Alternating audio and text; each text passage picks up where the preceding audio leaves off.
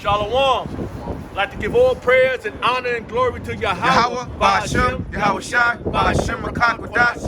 Why Yahweh Shem Shah for giving us the apostles and the elders of Greatmillstone. We out here once again, another weekend, on a Saturday. You know, while everybody's out there running amok, having a good time, we out here prophesying the downfall of this kingdom, as usual. You know, that's our job. That's the unreasonable servant of a righteous man. And Abaratazah, we those righteous men. You know, bring out that verse, brother. This is Amos chapter 9, verse 8. Behold, the eyes of the Lord power are upon the sinful kingdom. The eyes of the Lord power upon the sinful kingdom. What's them eyes? Them angels. And secondary us. Because we on our watch too. Okay, read on.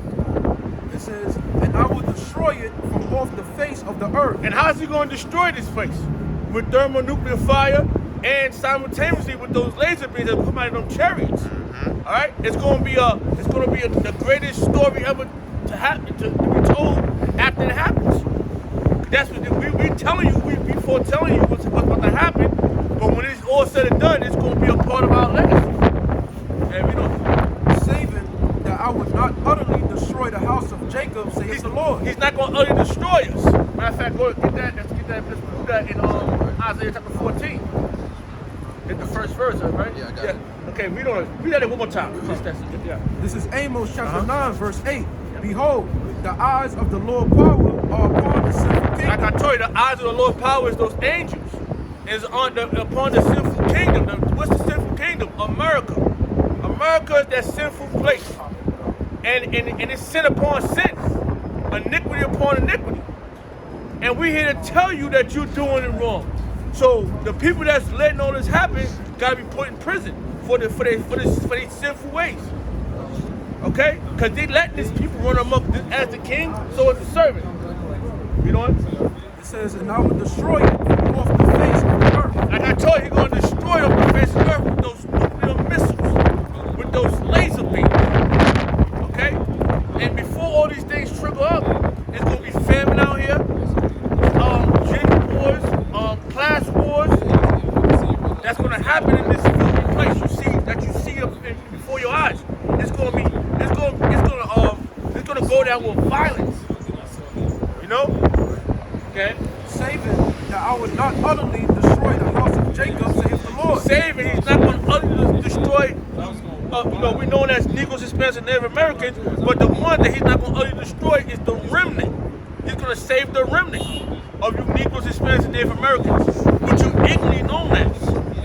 That's it. You want? Okay, give me that verse right here. That first one, Isaiah chapter 14, verse 1. For the Lord will have mercy on Jacob. The Lord will have mercy on Jacob. So that's what we're looking forward to. We want to be a part of that mercy batch. You know, that's what we want. We want that to be a part of that mercy batch. Read it again. It says, for the Lord will have mercy on Jacob and will yet choose Israel. He will yet choose Israel. Like I told you, they're known in the land, those small hats is known as Israelis. They don't call themselves Israelites. Okay? So they're not the ones. Read that one more time. The Lord, Yahweh Shai, will have mercy on Jacob and will yet choose Israel. They don't call themselves Jacob. They call themselves Israelis. And he's not going to have mercy on them. Right. He's going to have mercy on that remnant. That remnant that's going to be saved. You Negroes, Hispanics, and Native Americans, which you're particularly known as, the Lord's going to have mercy on your fathers. That's going to bring you back back to the world, because you 2/3 will be put to death. You got a verse. Get that verse to Zechariah. Yeah, get that one. So you can prove that the Lord is going to destroy 2/3 and save the 1/3, which is the remnant. You know what? It says, and set them in their own land. Set them in their own land. Those people that's over in the small houses over in the land, that's not their land. They're gonna clean it up, but that's not their land. The Lord's gonna set us there. He's gonna put us there. He's gonna gather us up by using those chariots, by those chariots and shoot lazy people. He's gonna be scooping up the remnant. Our brothers out with those men. And that's what we're looking forward to. That's why we're doing this. We're doing it for salvation, because we know that everything that the scriptures is saying is true, is accurate. You know more? Is it a little more? It's a little more. Cut. And the strangers shall be joined with them. The strangers is a part of the remnant. And we was once known as the strangers. We came in the fold now. That's why we out here. Now we looking for the rest of the strangers. Because they talk about the last hour, right? The last hour when certain men, women, children going to believe, and that's going to take some serious death for them to believe. Because these people, when all hell is breaking loose, they're going to be like, why this is happening? And they're going to see. Because I remember this young girl, she had a dream about the military. You know, I explained this to my little one. I said, it's the military that's going to be coming up against us. Okay? So the young girl had the dream saying that she was in a barn and a military came to try to rape her. Seen that one. And what happened? She said a man from Greatmillstone, she didn't want to tell who it was. You know the tribe, know the tribe system. Yeah. And she said he saved her, but it was easy for her to save her. Spiritual powers. So, you know, it's gonna happen. That's the Lord gonna put us, He's gonna give us that power. Yeah, you know what I'm saying? It says, and they shall cleave to the house of Jacob. And we cleaved onto them. And now we looking, that's why we out here. We fishers of men. Soon we'll be hunters. Okay, yeah. This is Zechariah chapter 13, verse 8. And it shall come to pass that in all the land, saith the Lord. Yeah, it's gonna come to pass. What we're talking about is gonna come to pass. And it's gonna be glorious, man. This is what we've been hoping for all the years that we've been cleaving onto our apostles and our elders. And what they've been speaking about is happening, man. It's happening. Okay, brother. 2 parts therein shall be cut off and die. 2 parts, that's you 2/3 of the people. 2 parts there will cut off and die. That's you 2/3. You're gonna be put to death out here through a lot of type of death, man. A lot of things gonna happen out here, man. You know, while we out here dealing with the elements, you out here bullshitting. You know, not taking heed to what we're talking about. We don't have no cares because the Lord already got His number set. So we don't have no cares if you don't want what we're talking. What's that verse? It says Now go. Did that one? No, finish that. That's another verse I was thinking. Yeah. Zechariah 13 and 8. And it shall come to pass that in all the land, saith the Lord, 2 parts therein. The whole land of America, man. All right. The rest of the soil of the you know, the bulk of us is going to be saved out of America, but other places is going to be some people get saved. Some of the Israelites going to get saved too. Some of that remnants out there too. Go ahead. It says, saith the Lord, 2 parts therein shall be cut off and die. 2 parts therein shall be cut off and die. Rightfully so, man. We've been out here telling you for over 3 decades, right? Yeah. And if you go back further, our biblics. Which it makes logical sense. Because before then, people was talking, nobody was talking about righteous things or trying to they was caught up in slavery. Or getting lynched. That was a part of us keeping us out of the know too. Because they had the scriptures, right? They had the scriptures, they had the slave Bible. So they knew the agenda. They knew what it was all about. Oh, well, they had that movie 1492 Columbus when he said the book of Ezra. Ezra Slaki. So they Slaki. So you know they knew it already. Columbus wasn't over here looking for India. He was coming over here to switch. I'm sorry. They even got back in 1800s, like I think one was called the Occident. They got all kinds of old newspapers back then. And in one of the newspaper articles back then, it said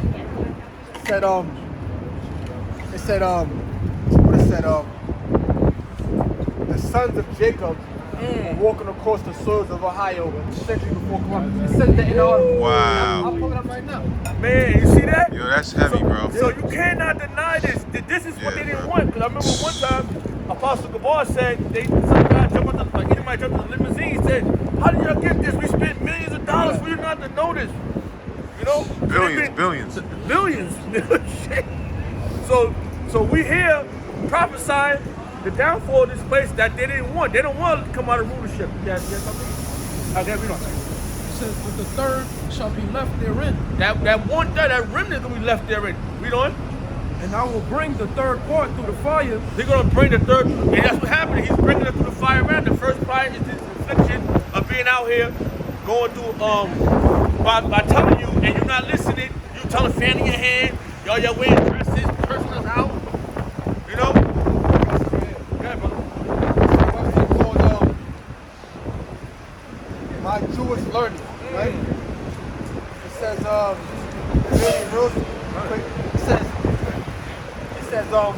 read a little bit. It says, Noah's writings, I read a little bit more. It says, prominent Jews respond. They respond because they don't tell you that back like in the 1800s, even before then, there was always this theory that they had that the natives were descendants of the Lost Tribe.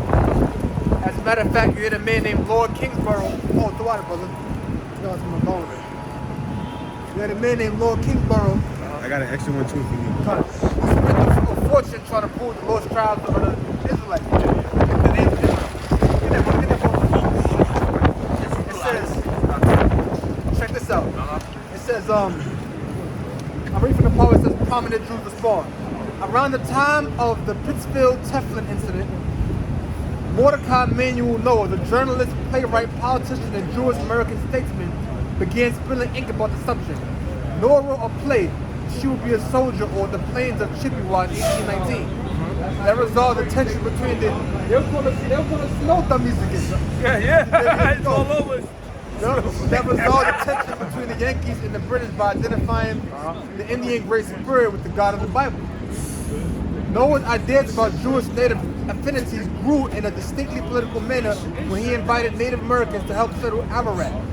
Mount Ararat, the separatist Jewish colony he hoped to establish on Grand Island on the Niagara River around 1825.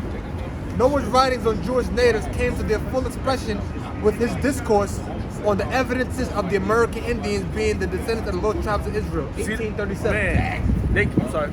The work documented a host of theological, linguistic, ritual, dietary, and political parallels between Jews and Native Americans. Most importantly, he identified several essential character traits shared by the two peoples, all of which were, of course, highly laudable. For Noah, the conflation of Indians and Jews sanctioned the latter as divinely ordained Americans. Another notable Jewish-Indian incident occurred in 1860 when hewn stones with Hebrew inscriptions were found near Newark, Ohio. The story unfolded over the course of many months and was followed closely by the Israelite, the Occident, and the Jewish Messenger, these are all different newspapers, whose respective editors represented the intellectual vanguard of American Jews. So these newspapers, their respective editors represented the intellectual vanguard of American Jews. So these are the intellectuals of the American so-called Jews. Isaac Mayer Wise, the leader of the reform movement in America, employed philological proofs to undermine the stone's authenticity. So someone said, no, it ain't really real. It's fake. Right? He rejected any connection between Jews and Native Americans, though it's notable that he bothered to engage the story at all. Isaac Lisa, a traditionalist, sided in favor of the Lost Tribes theory. Reviewing the relics in question, the Occident, Lisa's newspaper, concluded... American newspapers. Yep. Con. In newspapers in America owned and ran by so-called Jews, concluded the sons of Jacob were walking on the soil of Ohio many centuries before the birth of Columbus. There you go. And to prove that we was here first, we left from Assyria. Okay? We came out of that slavery and came over here. Read that, brother, real fast. Right to the edify. This is 2 Ezra chapter 13, verse 40. Those are the 10 tribes which were carried away prisoners. Carried away prisoners out of their own land. Because we came, how did we carry out our prison, old man? When we went to Assyria. Because they went under the 10 tribes, the northern tribe, right? The northern tribe went under the Syrian captivity, and the southern tribe went under the Babylonians. So because remember they was laughing.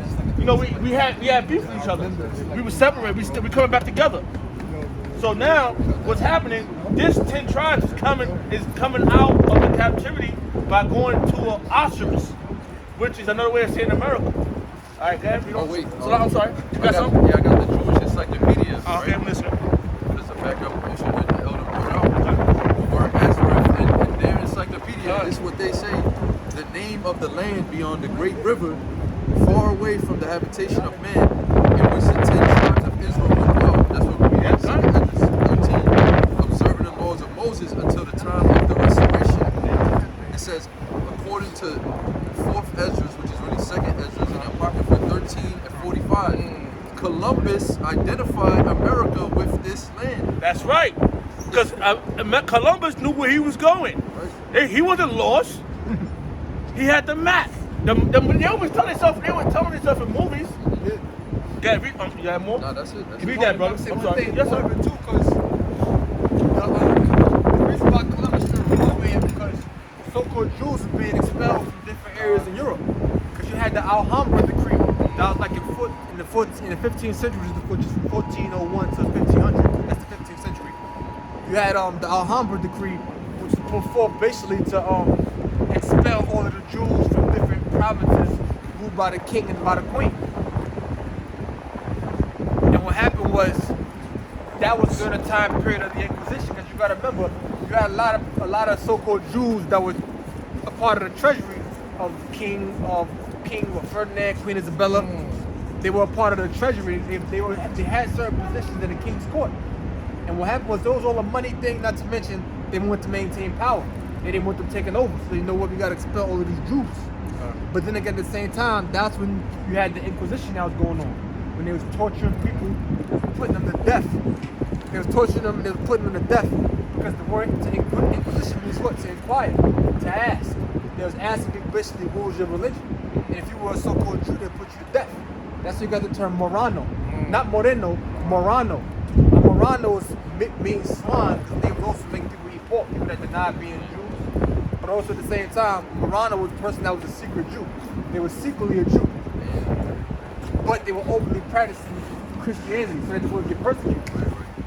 But then they at the same time say, you know what? We got to expel all of them. So they passed the Alhambra decree, and basically like around August of 1490, I believe it was 1491, no 92, they had to all get out and go somewhere else. And that's the reason why Columbus left when he left, because he was a Morano himself. He was secretly a Jew. If you read that book called Christopher Columbus and the Participation of Jews in Spanish and Portuguese Discoveries, it speaks about that Columbus had a religious fanaticism. It speaks about how different like so-called Hebrew writings, and it speaks about how he read the book of Isaiah, he read the book of Ezra. You know, all of that in that book, man. Yeah. It's a lot of history. So they knew our history. They knew who he was. They knew what was. Everything was already together. So what they try to do, they say, okay, we gotta go find those over there because they got the so we could Columbus used Manifest Destiny? Yeah, manifest. Yeah, okay, yeah. We don't. And I was gonna make a point too, since you said that. They got something called the St. Elmo's Fire. That was Columbus wrote that in his journals, how he saw chariots basically with fire, like light bulbs in the sky, and they were leading him over there. So that shows you that this was the will of the Most High, that he had to come over here to fulfill prophecy. So it was, in a way, it was manifest destiny, but it's the Most High's manifest destiny, not Esau's. Yeah, that was it. Yeah, that's it. Okay, we want to read on? This is 2nd Esdras chapter 13, verse 40. It says, those are the 10 tribes which were carried away prisoners out of their own land. Which is from Simeon, Zebulun, Ephraim, Manasseh, Gad, Reuben, Naphtali, Asher, and Issachar. Okay, and the other 3 tribes is Levi, Benjamin, and Judah, which is the southern kingdom. Okay, read on. In the time of Hosea the king, whom Shalmaneser, the king of Assyria, led away captive. Yeah, the Assyrians put the northern kingdom into captivity, and the Babylonians put the northern kingdom in captivity, and the Babylonians put the southern kingdom in the captivity. Yeah, read on it. And he carried them over the waters, and so they came into another land. But they took this counsel among themselves that they would leave the multitude of the heathen and go forth into a further country. And the further country is Asherah. That's how you say Asherah. Asherah. Another land, another further country. That's how you say it in Hebrew, right? Like another land. Another land. Go ahead, read on. Where never mankind dwelt. Never mankind dwelt. They came here, but they didn't live here. Like the other brother brought out that they was already walking over here.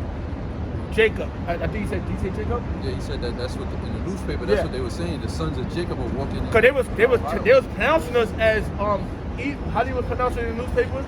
Hebrews. Hebrews. Yeah. They didn't know how to speak. They were stupid over here. They pronounced everything backwards. That's why they say America is dumbed down from English. So they didn't pronounce it Hebrew. They pronounce it Igbo. Read on. It says that they might dare keep their statutes, which they never kept in their own land. The law of Moses, right? And they didn't keep it. They came over here to try to keep it. They said, what you said that they were there? Read it again. 2nd Ezra 13 and 42. That they might dare keep their statutes. That they might there in this land keep the statutes, the law, statutes, and commandments of Moses. But they go ahead, read on. And then Go ahead, so I know what you're about to say. Yeah, go ahead. You got it. Proof of that is what? The Greatmillstone. Because it has the 10 commandments on there. Proof of what? That the so-called Native American Indians and Hispanic-speaking tribes, that they're Israelites. Yep. You know? Cause they wrote Hebrew, they were trying. Ash means fire. That's how they would say it over here. You know, and they would have. I watched a lot of documentaries, and how they were speaking Hebrew. How they probably were saying Yahweh. You know, but they messed it up in the Indian movies. Western cowboys, Indians. How. You know what I mean? Like, when you learn the truth, stuff start coming together. The pieces start coming together. Yeah, They said they used to call them Yahya. Yeah. But that's obviously Hebrew. Yeah. No, that's not the real name, but that show you that one time they had it, but it got corrupted. Thousands of years, I think. Beautiful, man. Our heritage, our nationality is coming back together, man. This is what they didn't want. This is what they spent billions of dollars. When Apostle Kabar said, we spend billions on keeping. Now we know why. Us young men has been groomed into learning the most perfect thing ever. It's our nationality. Now, we're not Negroes, we're not Hispanics, we're not Mexicans. We are Hebrew Israelites, not black Hebrew Israelites, Hebrew Israelites. And we speak Lashon Kodash, the holy tongue. And it's and all the money in the world you couldn't. What's that scripture? 2nd Ezra chapter 6, verse 28. That you can't hide this truth or something to the effect like that. Yeah, read on. 2nd Ezra 13 and 43. And they enter into Euphrates by the narrow passages. I wish of I had the a river. map, because I'm just learning this too. That they came around, that's Africa, right? That big passage of coming around, that takes a year and a half to get here. And a year and a half to get back. And those are terrible waters. Facts. Yeah, read on. It's going to tell you what the Lord did for them. And that's beautiful. That's how you know Yahweh Shemel Shah is real.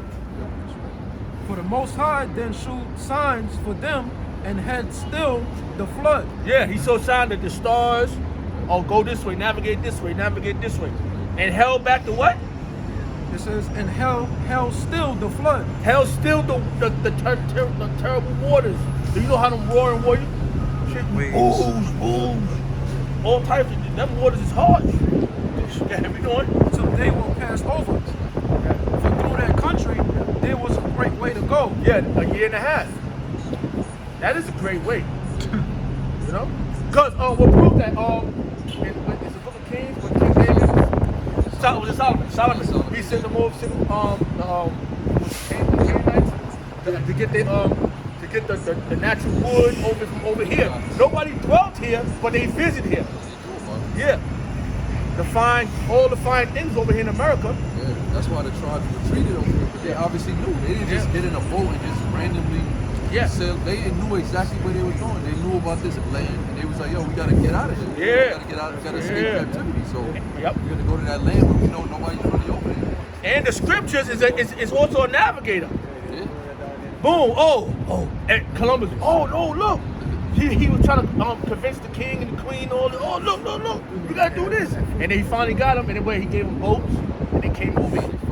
They funded it. So go ahead, brother. Second Ezra 13 and 45. For through that country there was a great way to go, namely of a year and a half. The scriptures see, they say the earth, it wasn't about the earth being flat.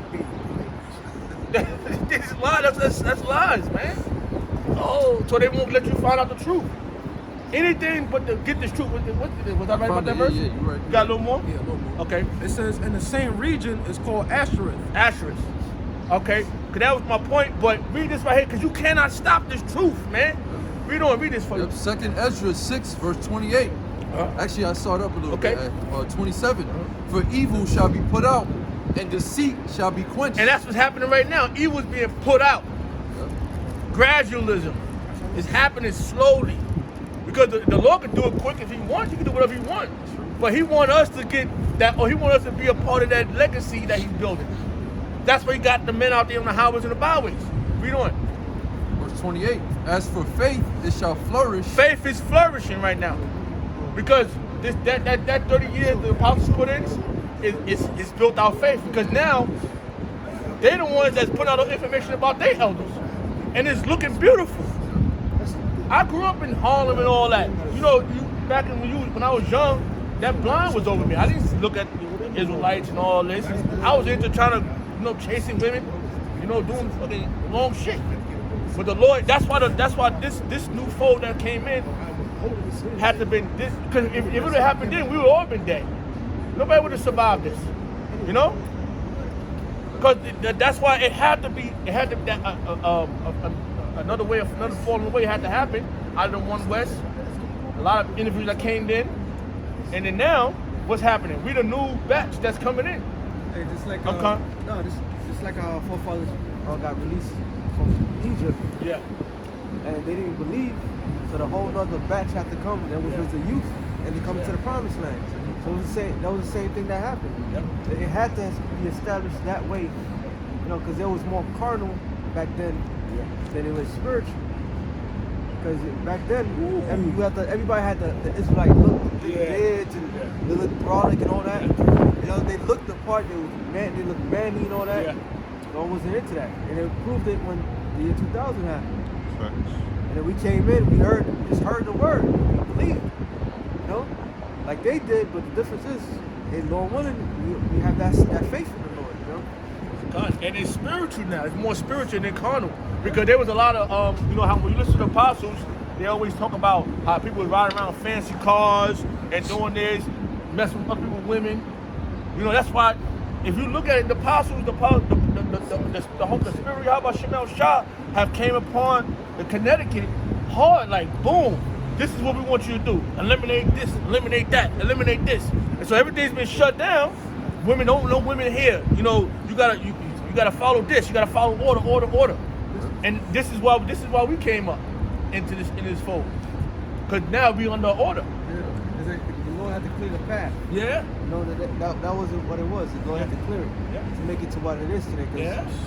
Cause our demeanor, unlike other camps, as you see recently, they're all about party and bullshit, and we strict.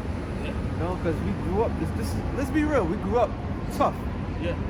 Brothers it's not just New York, it's just GMS, period. We grew up tough. And because the Lord wants that.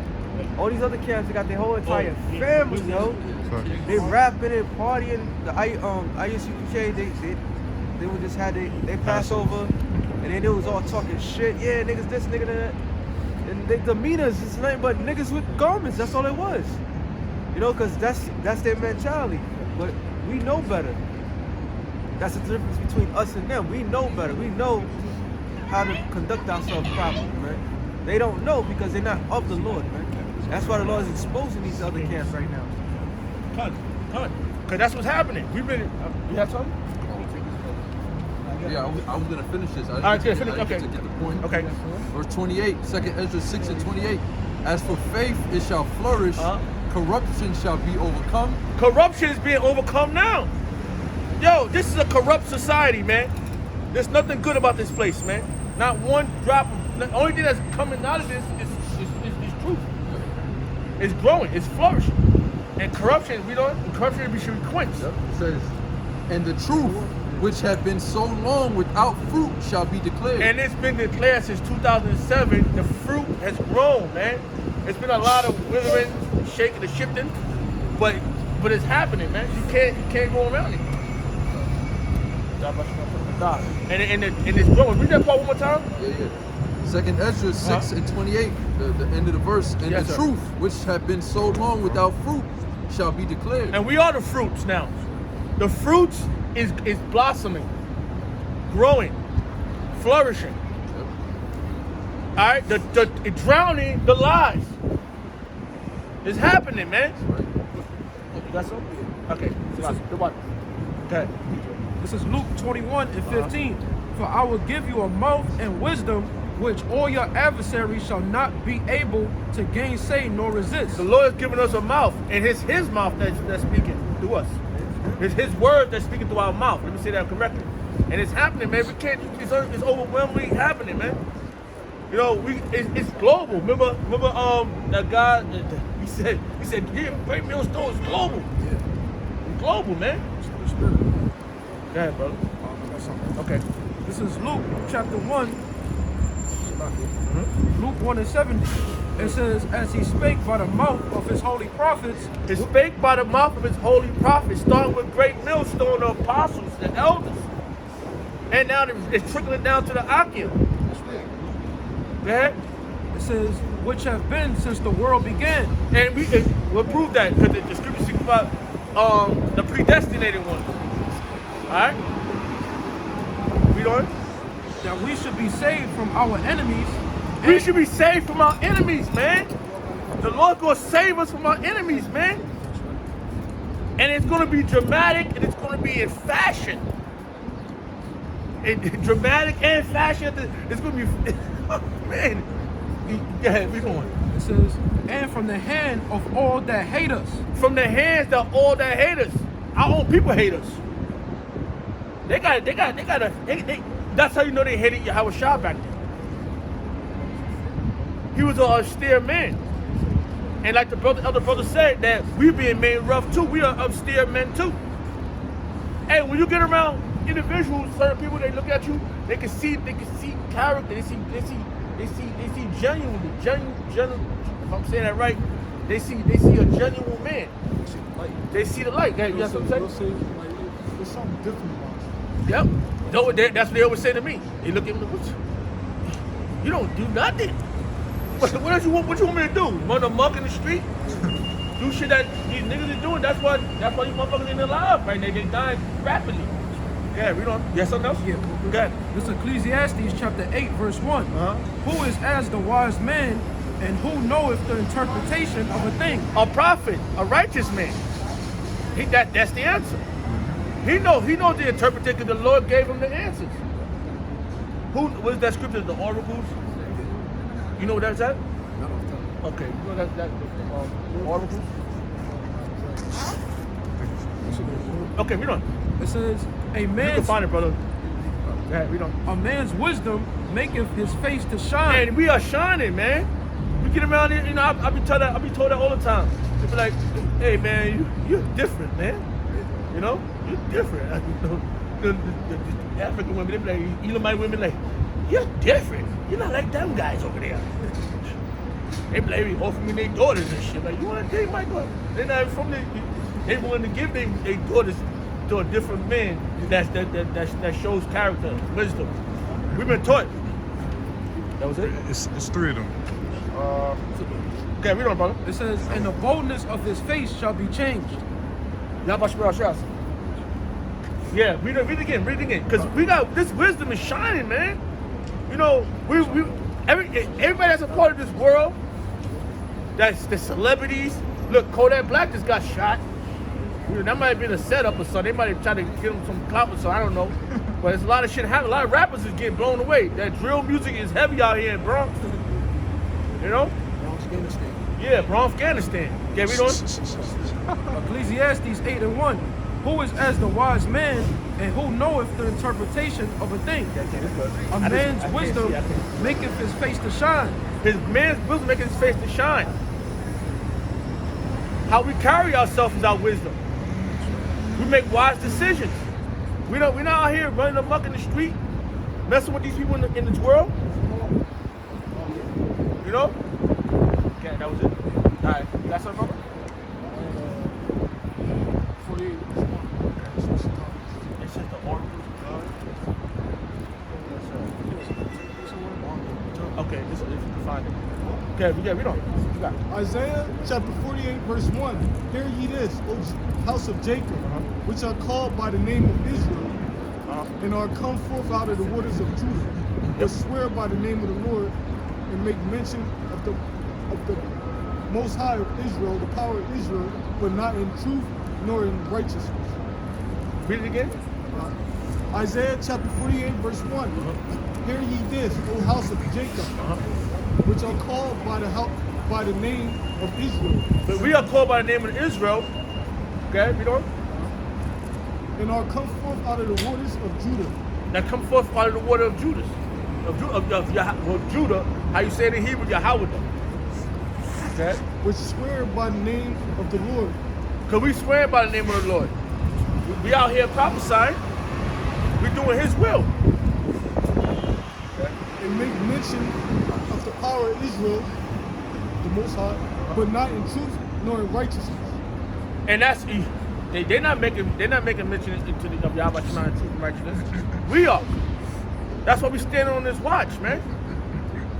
If you're gonna do this, you gotta swear on his name in his will, not your will. Did? I read it. Yeah, that was it, right? You had some more? That was it. That was the point. 1 Peter chapter 4, verse 11. If any man speak, let him speak as the oracles of the Most High. As the oracles of the Most High. Of these words in here, in this book. Not your own filthy lucre.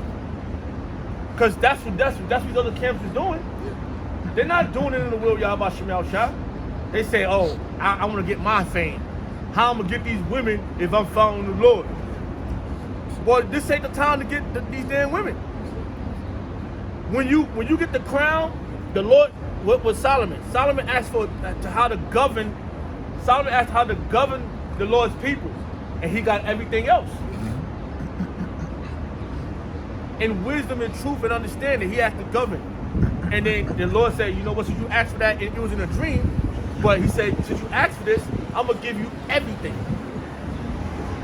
That was a more? Okay.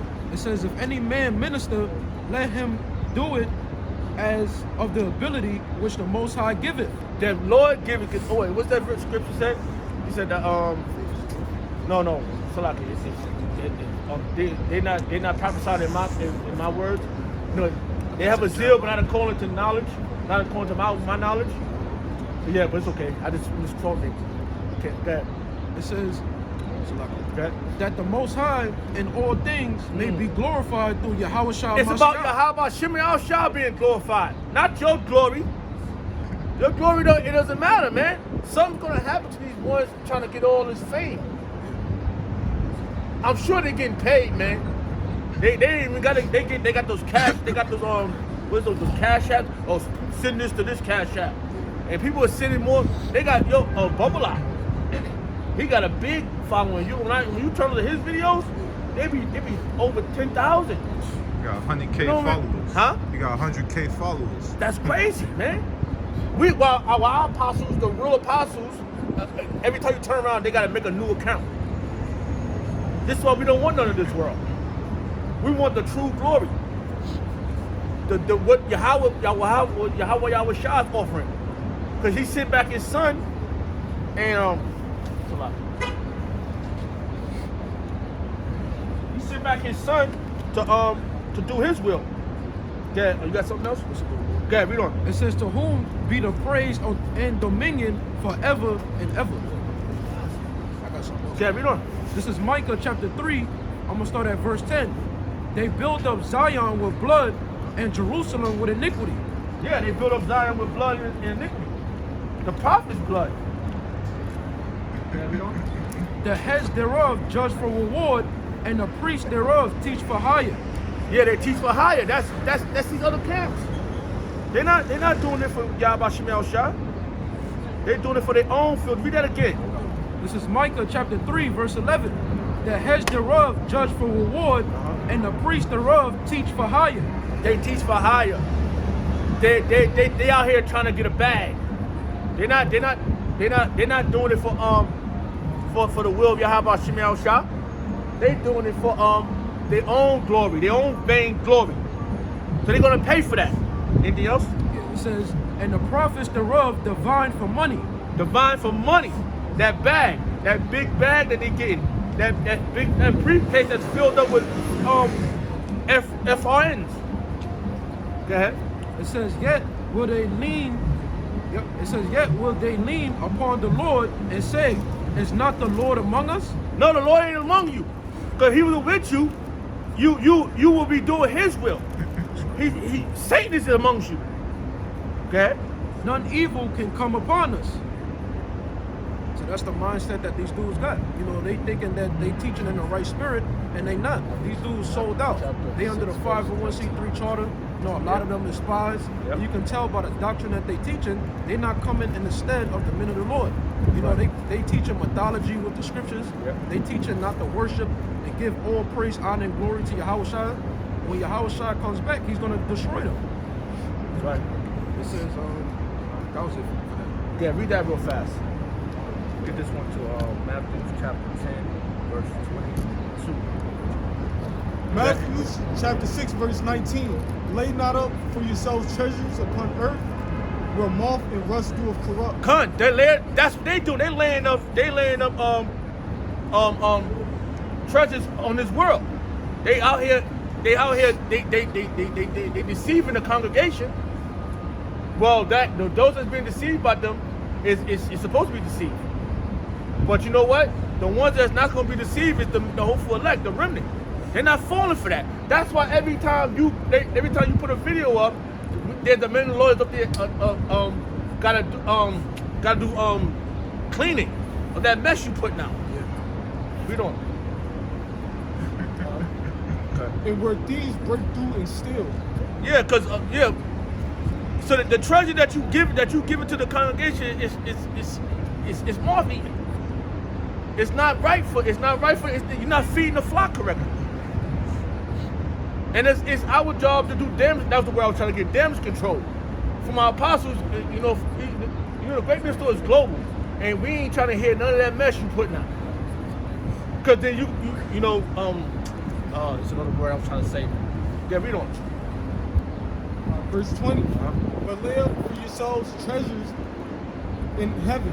Yeah, lay up your work, your things in heaven. Your work, your money should be heavenly, not carnally. That's why it's all this mayhem is happening, because you're not feeding the flock correctly. The flock gotta be fed correctly so we can be guided correctly. The wedding is gotta be prepared for the how you say, the groom. The bridegroom gotta be prepared for the groom. And if you're not preparing the groom, that's why 2 brothers gonna be put to death. And it's rightfully so, because the Lord don't want them to get it anyway. He don't want them to get it. That was it on that? Just a little more? Yeah. Where neither moth nor rust doeth corrupt. That's right. And where thieves do not break through nor steal. And that's what's happening. And if you giving them the wrong message, when it's time for them to go back in the world, it's gonna be wrong for them. That was it. Yeah.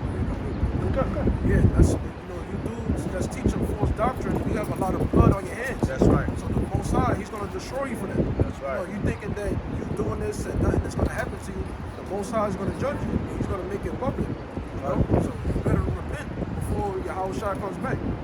Something's gonna happen.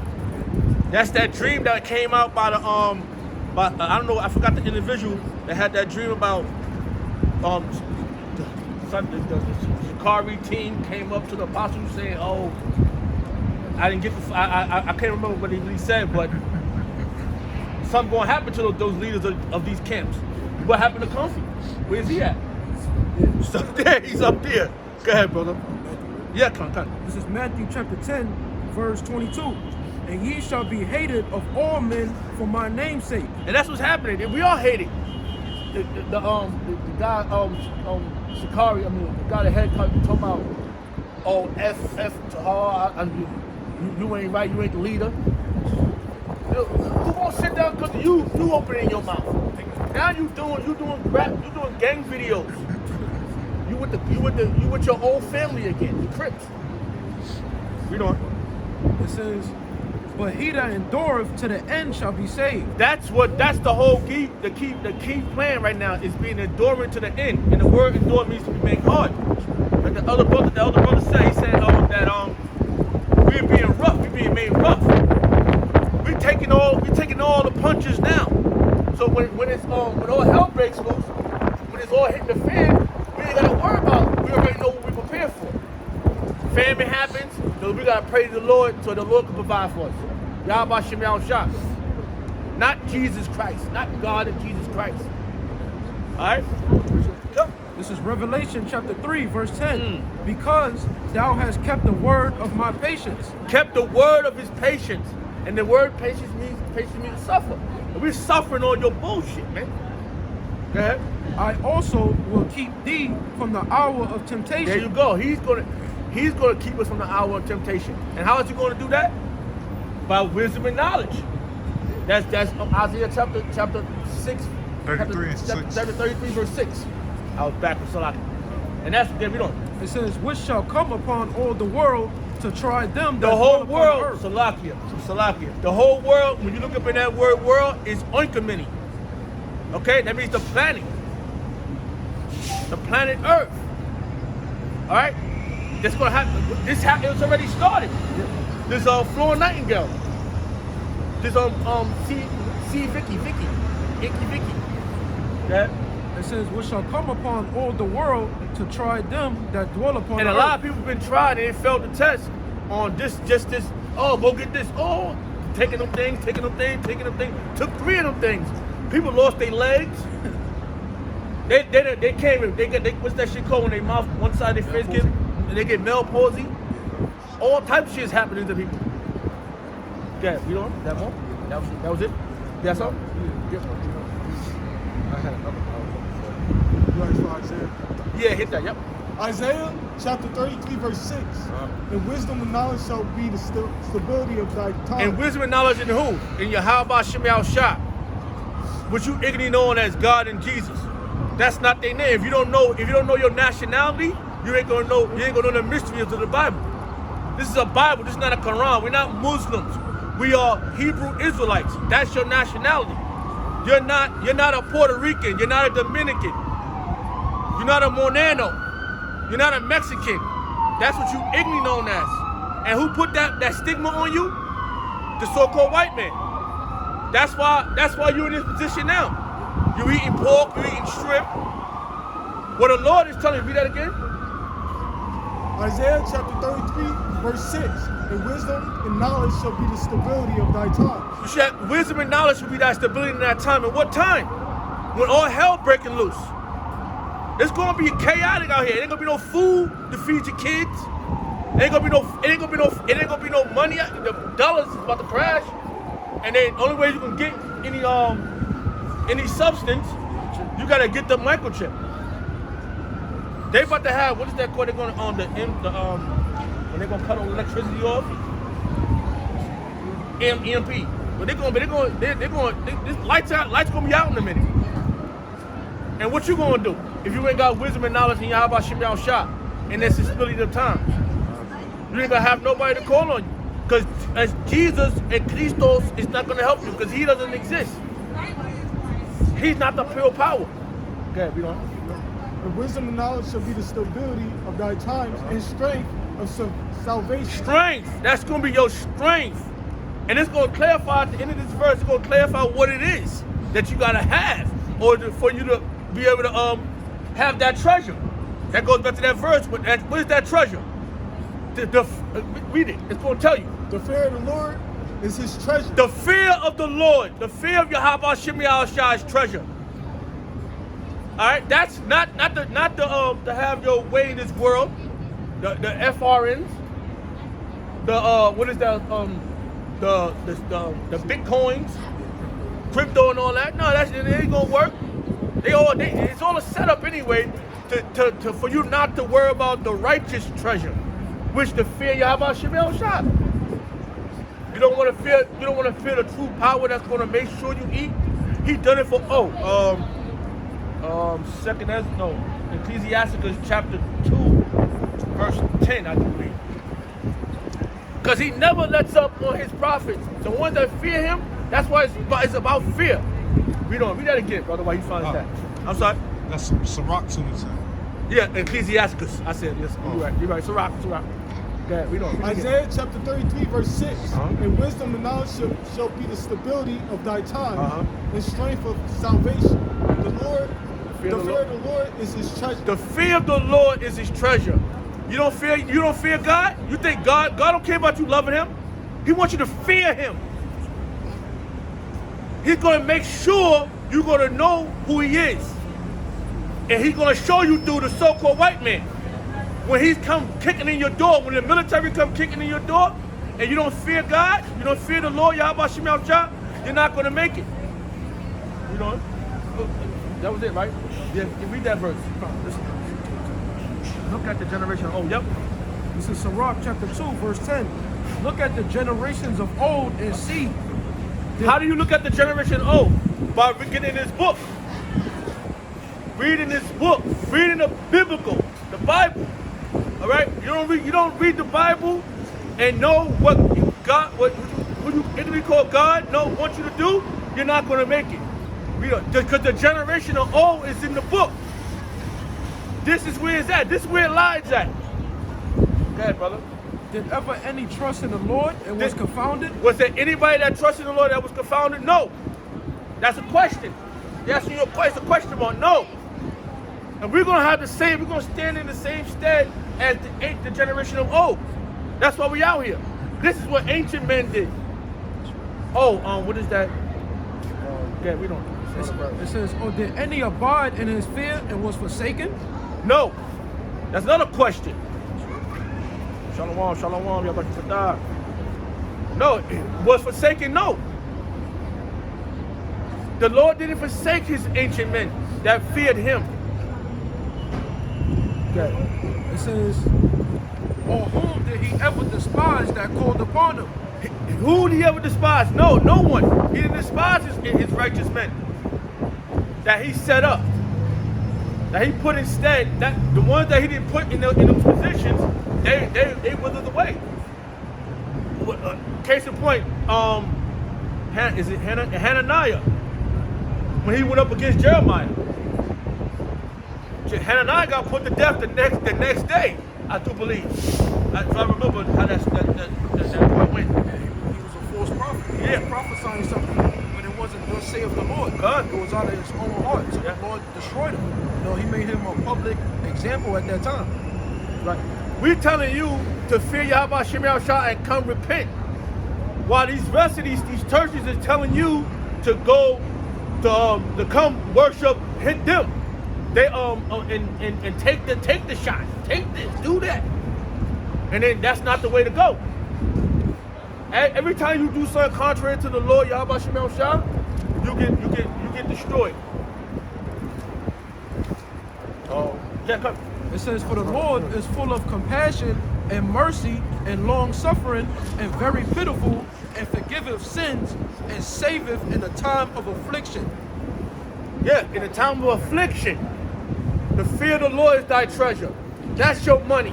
Fearing who you ignorantly call God and Jesus. And that's not their name.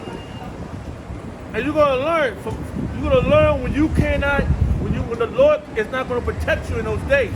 You're gonna know. And you're gonna be saying, oh Lord Jesus. And he ain't gonna listen to that madness. Because that's not his name. Because his man in the Lord, the prophets has been out here telling you what's the deal. You got something? That was it, bro? One more line. Okay, come. It says, woe be to fearful hearts and faint hands.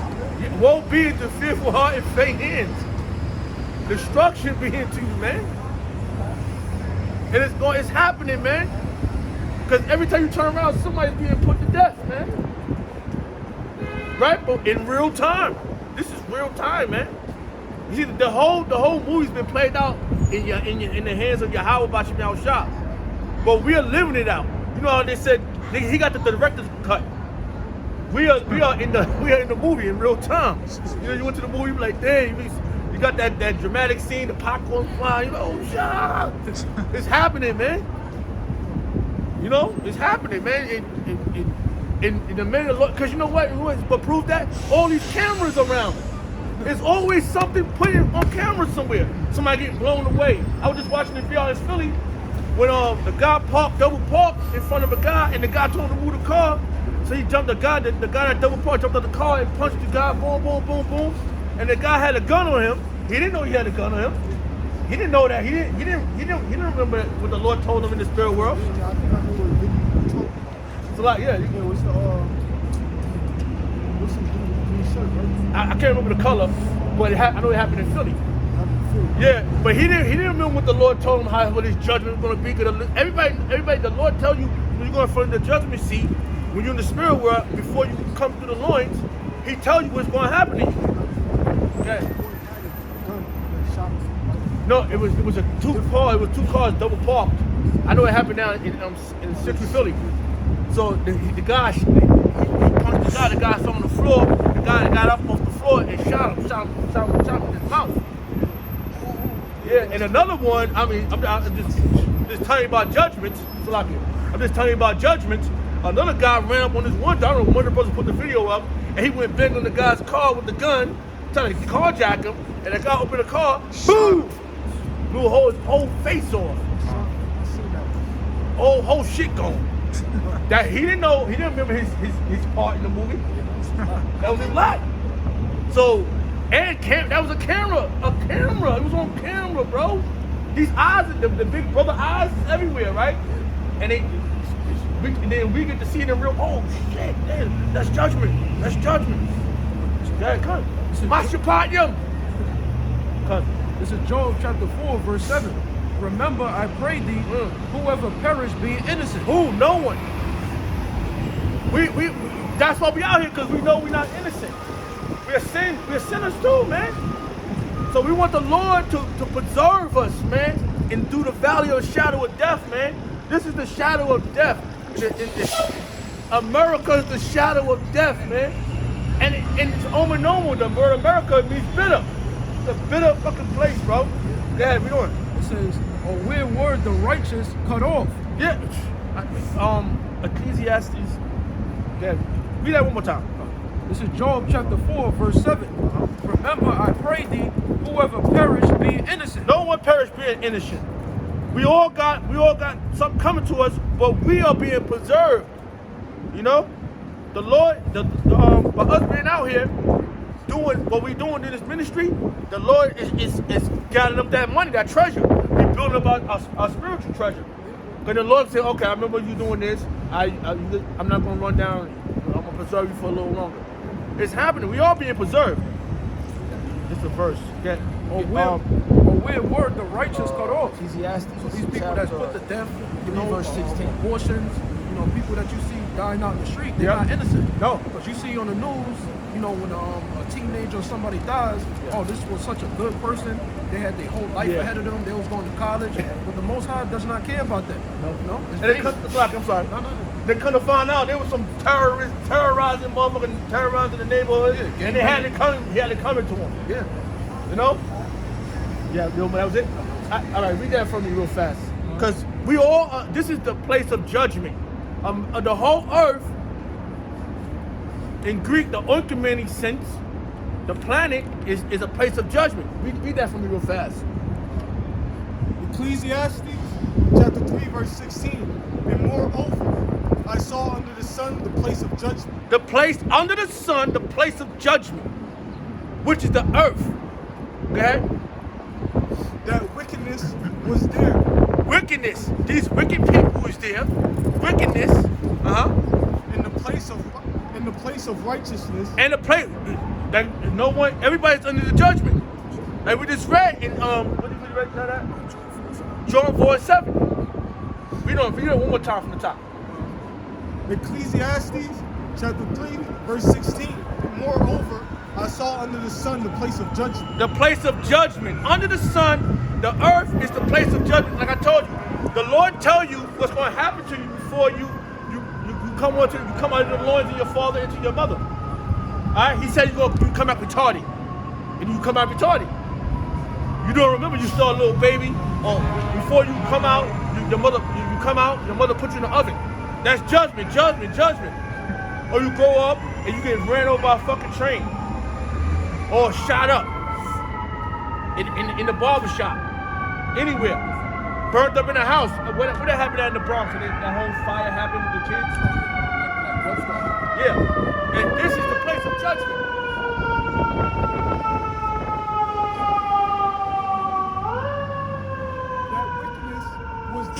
Wickedness was there. In the place of righteousness. And a place of righteousness. That iniquity was there. Iniquity was there. Iniquity means sin upon sin. It's here. This is the place right now in this day and age. Eon is another way of saying world in Greek, which means this age. In this age, this is what's happening. And this age is wickedness. When we rule the earth, it's going to be ruled in righteousness. Okay, we're gonna judge you based upon your iniquities. Okay, because the rest of your nations are going to be going off still. But what we're going to do, we're going to keep you straight. That's our job. That's No, I guess another one. Get. Okay. This is Proverbs chapter 29, verse 2. When the righteous are in authority, the people rejoice. See, when the righteous are in authority, the people rejoice. But there's nobody rejoicing here. It's nothing but iniquity. These people are not happy, man. Because us righteous men are not happy to be here. We want out. So if damn near worry about these people that's going through, that don't have the spiritual mind to endure all this, they really crazy. That's why they always jumping. The guy on the train, he was just drinking this juice, and the guy said, "Put your mask on. How you gonna drink with the juice?" So they started fighting. They ain't happy. Go ahead. It says, Proverbs 29:2. When the righteous are in authority, the people rejoice. Yeah, so people's going to be rejoicing in the kingdom of heaven. Yeah. When we implement the laws, statutes, and commandments. Yep. Because us as men, what we got to deal with? These westernized feminist women, you know, in all labor jobs. You know, we catch a hell being under the wicked. You know, so in the kingdom, everybody's going to be happy because they're going to be under a righteous authority in the kingdom. So it says, but when the wicked beareth rule, the people mourn. Yep. And they're mourning here, but they're going. There's no way in hell. Nobody's happy here, man. Nobody's happy here. But you know, in the kingdom, we're gonna rule in righteousness. But right now, this is not a righteous kingdom. This is a wicked kingdom. And judgment, and us being in this place, there's no justice here for us. Even for the ones that's dealing with this place. Because what they gotta do, like the celebrity, they gotta sacrifice somebody in their family or to get to the next level. Well, who's happy about? I know they ain't happy about that shit. They gotta kill it. I'm sorry. No, they feel guilty. That's why they wear the black shades. Yeah. You know? They're trying to hide all them demons. Yeah. They feel guilty. They sold the Lord out. Yep. That was there more than? I got no. Okay, cut. This is Revelation chapter 12, verse 11. And they overcame him by the blood of the Lamb. Abaratazah, one of those men that these men, we on the battlefield of Abaratazah, we overcome them, which is these damn devils, by the blood of the Lamb. Who's the Lamb? Yahweh Shai. And you so stupid. You don't make sense. And all these, and you read the book, and then you didn't read that. Read that again. This is Revelation chapter 12, verse 11. And they overcame him by the blood of the Lamb. Yeah, how we overcome them? By being out here testifying against them. Telling you that you're not going to win. The script already, we living out the scripts. The scripts, you're not winning. It don't say that you're gonna have it, but they say in the fullness of your sufficiency, you're gonna be in the straight. Because we're gonna be ran down on. Oh shit! You're gonna be hiding those bunkers, and what's gonna happen? We're gonna come pull you out. Yeah, we don't. And by the word of their testimony. There you go. I just said that. By the word of the testimony. This movie's already played out, man. Abaratazah, I'm one of those men, and we one of these men that we are part of the great script. Shalom, Yahweh Shalom. Shalom. Now we are part of this great saga that's happening, this great movie. Because there's nothing else out here, because we came out of this world. We saw, as long as we've been in this truth, we've been protected. You know? We can't say too much about other individuals that didn't endure. As long as we're doing it, we ain't at the end. Read that again. This is Revelation chapter 12, verse 11. And they overcame him by the blood of the Lamb. Which is the Lamb, is Yahweh Shah. It says, and by the word of their testimony. By the word of our testimony, I represent we those men, and we testifying the words in the scriptures, and we out here prophesying this place to come to fall. All right, and it's a wonderful feeling to know what we know, and knowing that if we was in this part of this world, we wouldn't be protected. You know. And they love not their lives unto death. We love our lives. We don't love our lives. We don't love this. We don't love our life. We gotta go to work for this damn devil. And you're gonna see that we're right and you're wrong. Because you are here loving love not the world.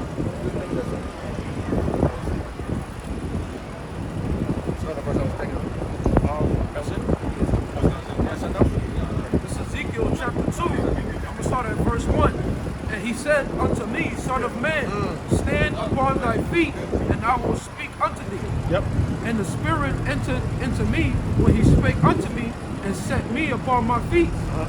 That I heard him that spake unto me, and he said unto me, Son of man, I send thee to the children of Israel. And that's what we've been sent to the Negroes, Hispanics, and Native Americans, what you ignorantly known as. He put the spirit, he put the word of truth in us.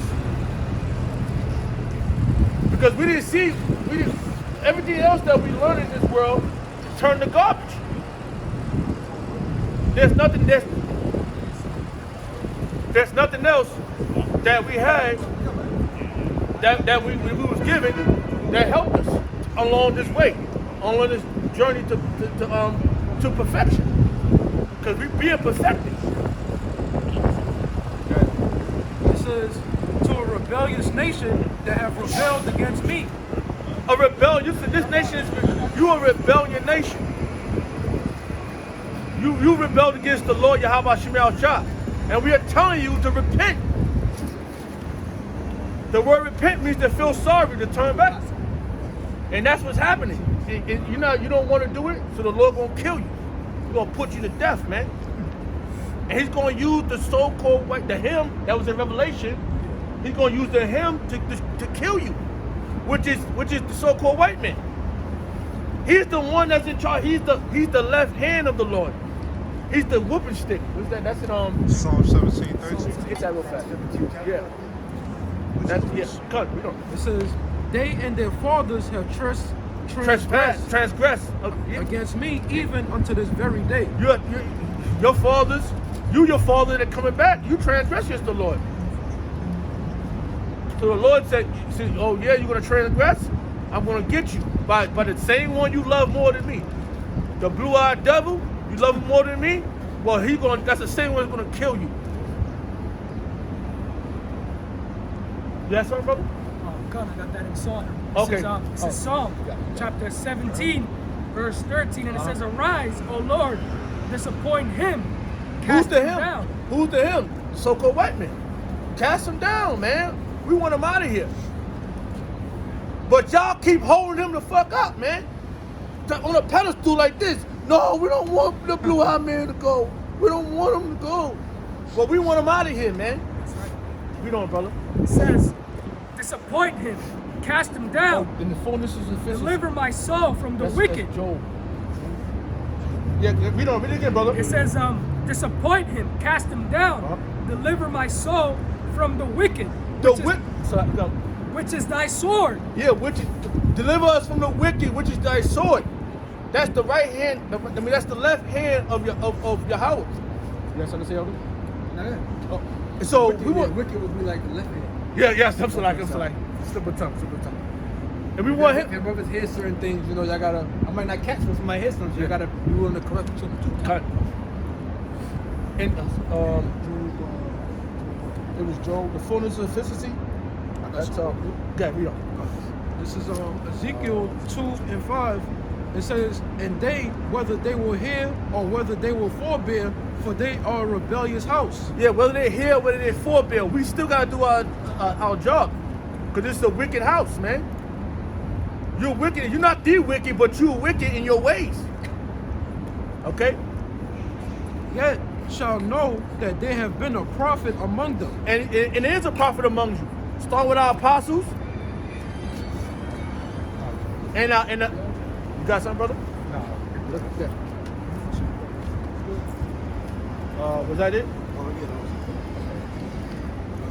I was checking the fullness of sufficiency. Job 20. That's Job. Job 20 and 22. Joe, you got it? Okay, yeah, read that. Because this is happening.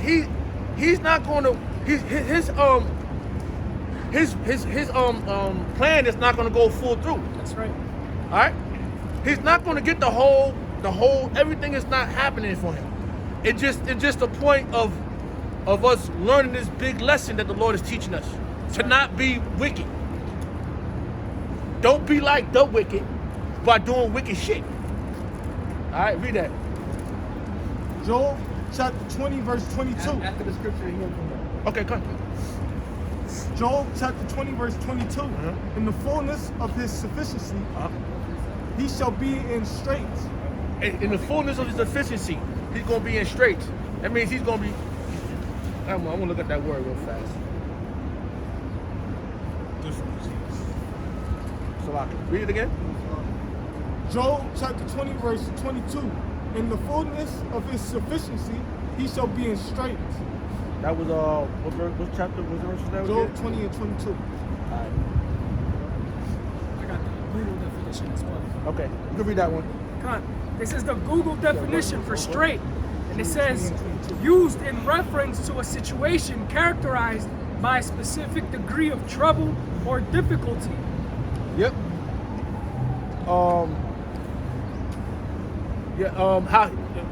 Well, that one's good, but you know what it means. But yeah, read that for me real fast. This is the And his mocking, how he's laughing like, yeah, we got them. We got them where we want them at. You know what? No, you don't got us where you want us at. Read that part. the definition would be hand clapping, mocking. Yeah, our plan is almost success. No. Go ahead. Mockery and scorn. Yeah, they scorning us right now. Clapping out the position we in. But it's not gonna happen. Read on that verse. Every hand of the wicked shall come upon him. Yeah, the wicked is the workers from starting from us. This place is gonna be. The girl had a dream, and her dreams had this place that we came out fighting and burning down the buildings. That was a part of that dream I was telling you about when the sky turned red. Our brother just put the video up, and the girl and the guy had the same dream, and then we was mad at the government for what they was doing, and they started burning down buildings. That's the wicked. But the righteous man is not going to be a part of that madness, because the Lord's going to guide us through this madness. All right? All right, that was it on that verse? All right, so the other brother's going to come up. All right, go hard with the spirit.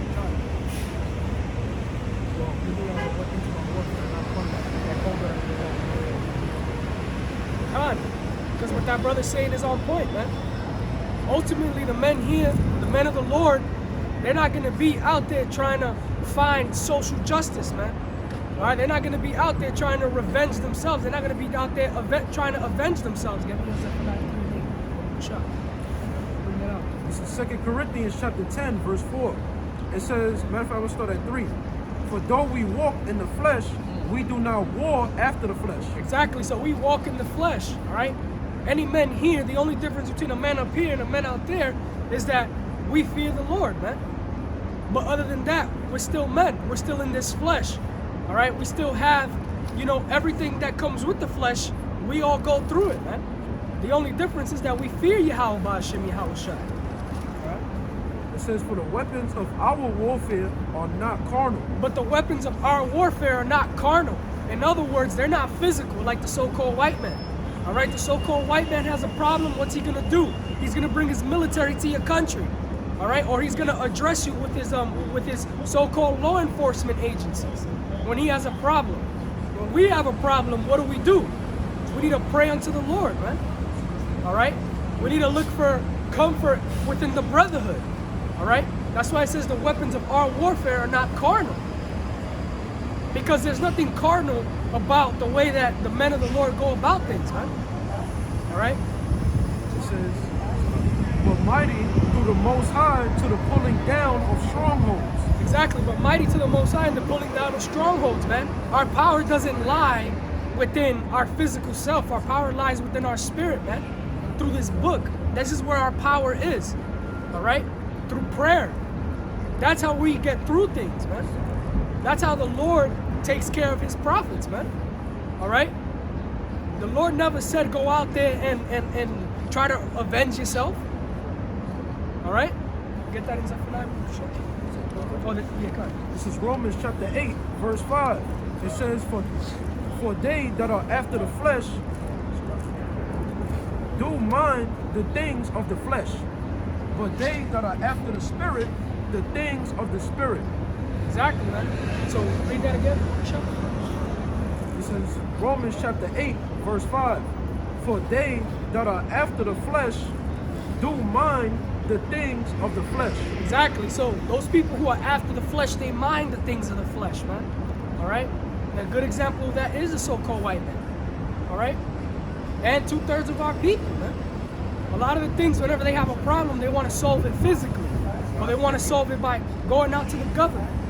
All right? But we do not mind those things, man. It says, but they that are after the spirit, the things of the spirit. Exactly. But they that go after the spirit, the things of the spirit, man. And what are the things of the spirit? Exactly what I was saying earlier, man. Prayer, man. Reaching out to your brothers. All right? You know, these are the things these are our powers, man. All right? Because our blessing was not the sword. We cannot go toe-to-toe with the so-called white man. It's impossible. It's impossible to go toe-to-toe with the so-called white man because he's in the power seat right now. The Lord has blessed him. And the Lord has him where he has him. Because ultimately the Lord has a plan. Zephaniah chapter 3, verse 8. Therefore wait ye upon me, saith the Lord. Exactly. It says, therefore wait upon me, man. It doesn't say, therefore go and buy guns and up in arms against the so-called white man. It doesn't say that. It says, wait upon me. And it's something very simple. All right? See, a lot of people got this messed up. They think they see us up here and they think that somehow we're going to take down the so-called white man. But when you really get into this thing, you start to understand that 99% of this walk is patience, man. We need to wait upon the Lord. We wait more than anything else, man. That's why it says, that's why faith is such a big important thing of this walk, man. Because without faith, you're always going to be waiting for something to happen, man. But if you got faith in Yahweh Shem Yahushai, you just let him do his thing, man. And you have faith that he's going to come and deliver. All right? But this thing is about patience. That's why I said, wait ye upon me, man. As long as it takes it. You know, we want to be out of here as soon as possible, man. But it's not up to us. Because if it was up to us, we would have been gone already.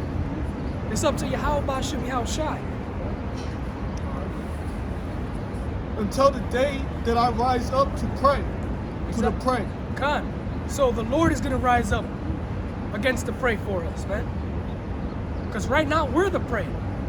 The so-called white man is the predator right now. He's the one in power. What do we have here? As a nation, first of all, 2/3 of our people don't even know that we are a nation, man. You know? 2/3 of our people don't even know that we are a nation. The so-called white man is organized, man. So-called white man has militaries. You know, he has technology. So how are we supposed to go up against him if we don't wait for the Lord, man? The Lord's going to come back with heavenly glory.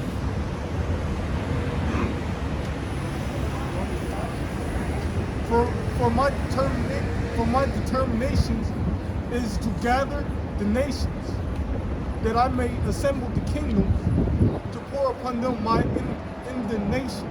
Exactly. So the Lord has a plan, man. He's gonna bring all these nations together in one place.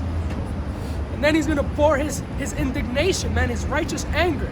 He's gonna pour that anger onto those nations for being wicked, man, for what they did to the apple of his eye, which is you Israelites, you so-called Negroes, Latinos, Native American Indians, man, and the people that descend from them, the people on this sign right here.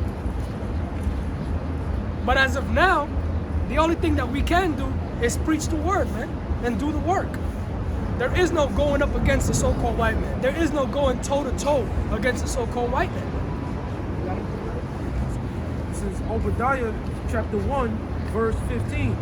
For the day of the Lord is near upon all the heathen. Exactly. So the day of the Lord is near upon his... Brother Kashak, can you say it again? This is Obadiah 1 and 15. For the day of the Lord is near upon all the heathen. So the day of the Lord is upon all the heathen, man. All right, and what's the day of the Lord, man? Right here for God. You got a little more? It says, as thou hast done, it shall be done unto thee. Exactly. As thou hast done is going to be done unto you. So just how the so-called white man and the other nations have done to our people on this side, all right, it's going to be done unto him, man. Got you, brother. Okay, come on. It says, thy reward shall return upon thy own head. Thy reward is going to return upon thy own head. Essentially, what you dished out is going to be dished out back to you, man.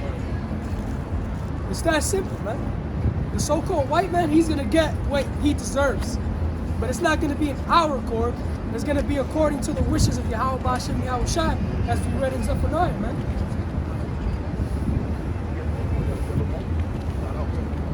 I got a verse for you. Let's go on to the point, the reason, icing the cake we just said. Joel chapter 3, verse 2. I will also gather all nations and will bring them down into the valley of Jehoshaphat. Exactly. So the Lord's going to gather these nations and he's going to bring them down to the valley of Yahweh Shaphat. All right, Yahweh's judgment. That's right. All right, and what's going to happen to these nations? What's so important about this place that the scriptures are speaking about? Right? That's right. And let me read that again. For I will gather all nations and will bring them down into the valley of Jehoshaphat, and will plead with them there for my people. Exactly. The Lord's going to plead with you, man. All right? And he's not going to plead with you by begging you, man. The Lord's going to put the beating on you, man. All right? There's going to be a war. All right? The Third World War, man. All right? That area right there, the valley of Yahweh Shaphat, man, that's the Levant, the so-called Middle East, man. And that's where all these nations are going to gather, and they're going to fight a big war, man. That's going to be the Third War, the Third World War. All right? And it's going to be a war like no other, man. He's on Joel 3.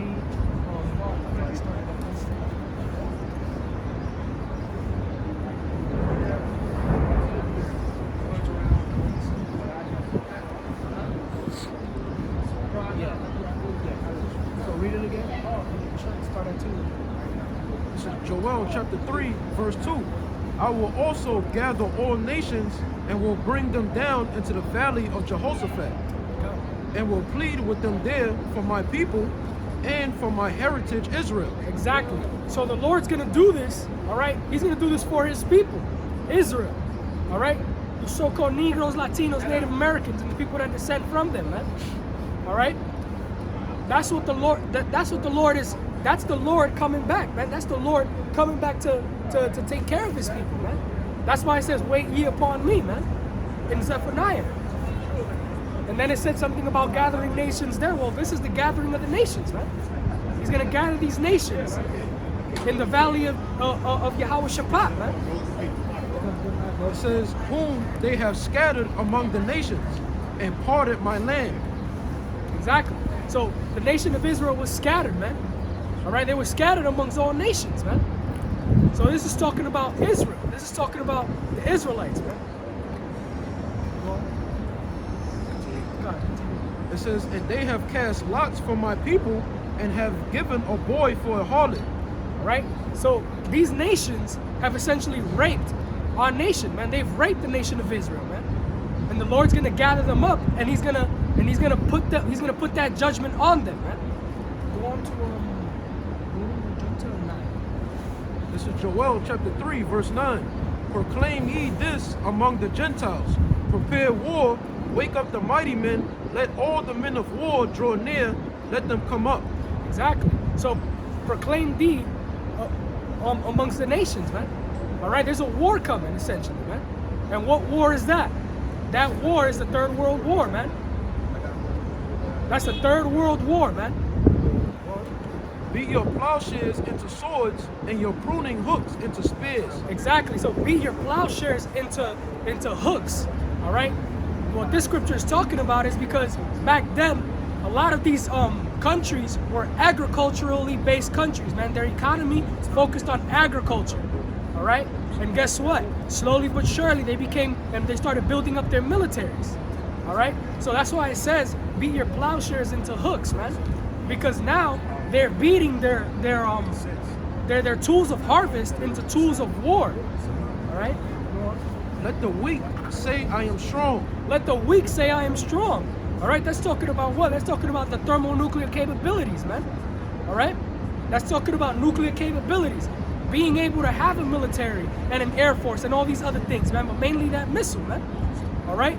The weak should say I am strong. Why? Because a lot of these smaller nations, compared to the so-called white man, all right, they have been building up their military arsenals as well, man.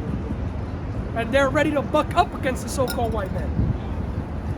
Assemble yourselves and come, all ye heathen. Exactly. Assemble yourselves and come, all ye heathen, man. So the Lord is gathering these people. He's gathering these nations. And gather yourselves together round about, thither cause thy mighty ones to come down, O Lord. Exactly. So the Lord's going to cast judgment upon these people. That's why he is assembling them, man.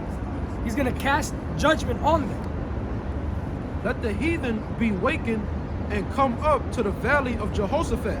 Exactly. So the Lord is essentially the master puppeteer, man. All these nations think that everything that's going on with them, them coming up in power or them increasing the military capability, they think that that's something that they're doing on their accord. Little do they know that this scripture right here exists, man, where the Lord is telling them that these weaker countries are gonna come and they're gonna have the so-called balls to buck up against the United States, man, and against the so-called white man in general, man. And they're gonna gather them in that valley. For there will I sit to judge all the heathen round about. Exactly. So there, the Lord is gonna judge all the heathen round about, man. So, you know. This is Revelation chapter 11, verse 14. The second woe is past, and behold, the third woe cometh quickly. Exactly. So the second woe has passed. That second woe was the Second World War, man, which was a huge war. That's why it's called the World War. All right? And it was a big war in terms of military technology. All right? More so than the first one. Because in World War II, in 1945, that's where we saw the capabilities of the so-called white man, man. That's where he really crunched down and showed the world that he has pretty much world-destroying, country-destroying weaponry, man. After 1945, man, after the world saw what the so-called white man was able to do, it kind of put everyone on notice, man. This is what's gonna happen to you, man. You see? It's Isaiah chapter 9, verse 5. For every battle of the warrior is with confused noise, and garments rolled in blood, but this shall be with burning and fuel of fire. Exactly, man. Because back then, when they had wars, all right, back then, it was just edged weaponry, man. There was no firepower, all right? So when these men lined up to go into war with all these edged weapons, they going at it, man. They going at it, they chopping each other up. There's arms flying, limbs flying. It was confused noise, man. You got men battle crying, and you got men crying because they're wounded, man.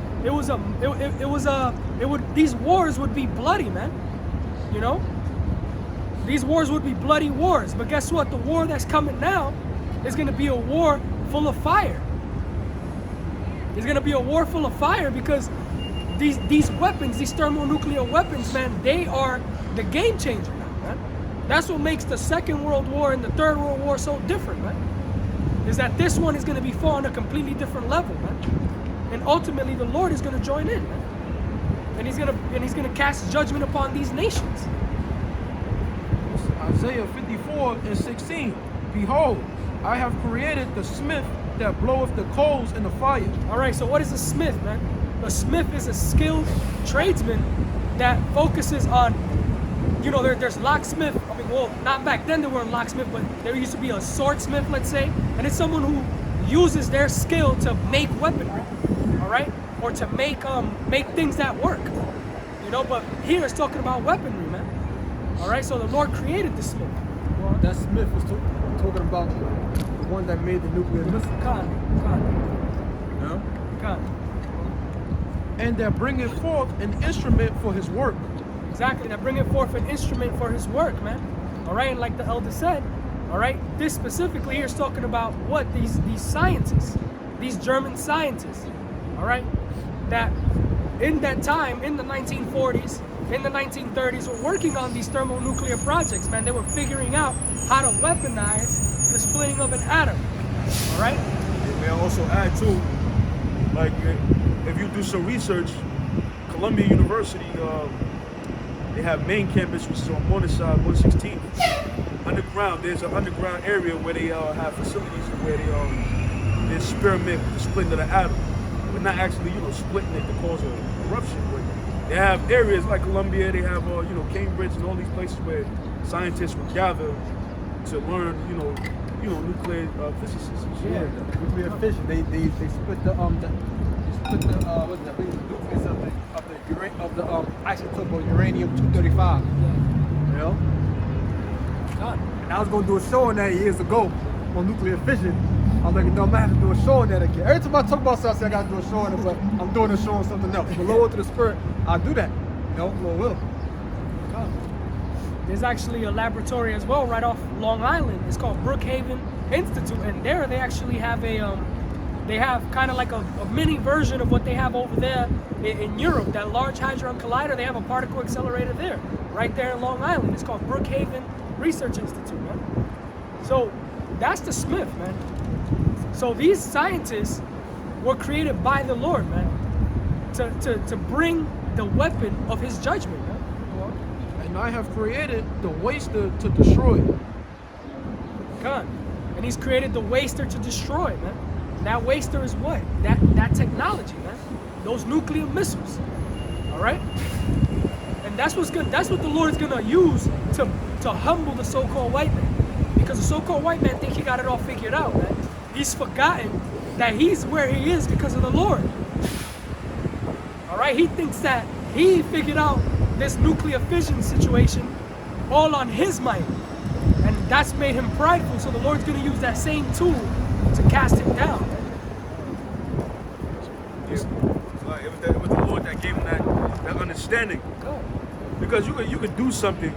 You had a project or something you had to do, and it could take days, weeks, months, and then at a split of a second, you just get it.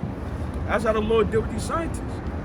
He got guys that, you know, PhD grads and stuff like that. They would go years, you know, 5 years, 6 years, 7 years doing a specific experiment, and won't get it until like the 8th year.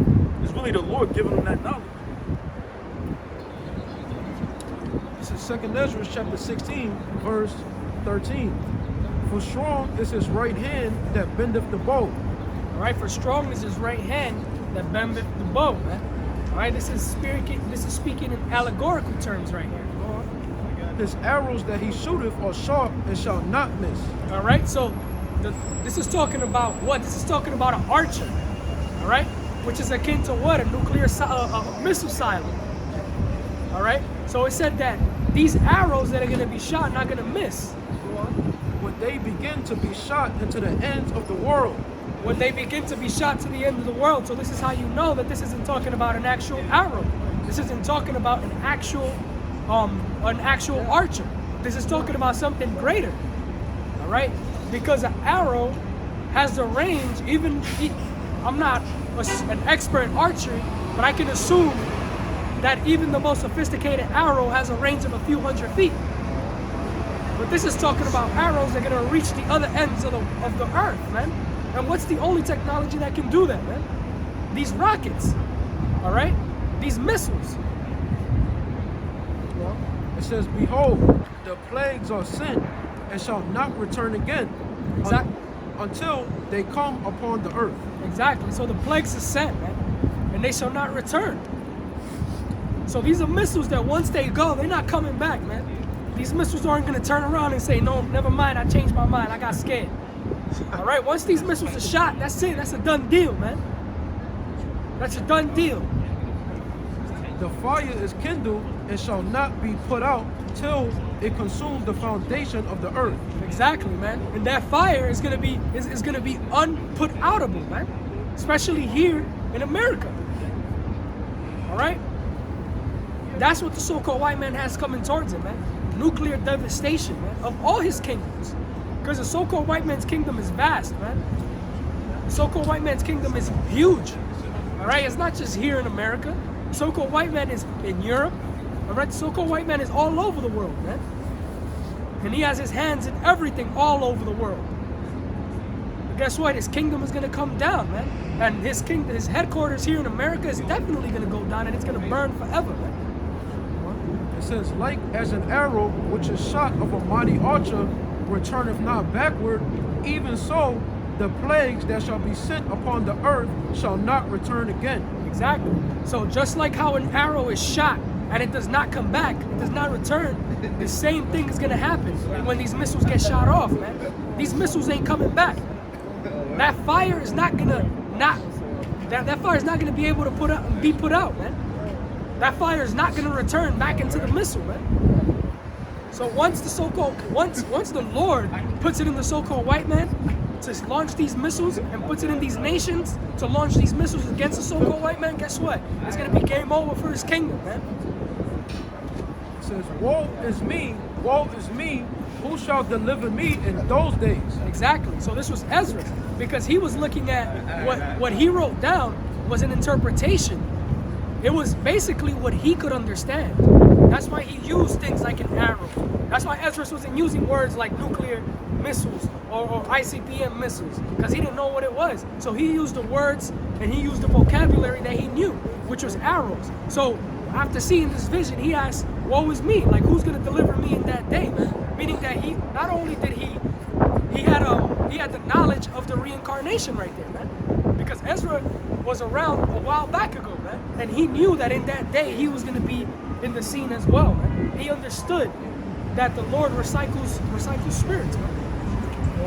It says the beginning of sorrows and great mournings, the beginning of famine and great death, the beginning of wars, and the powers shall stand in fear.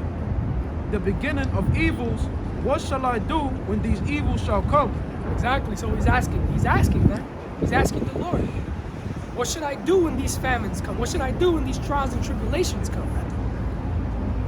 Because Ezra knew that he was going to be on the scene, man. He saw it. He saw the vision. He saw the horrors.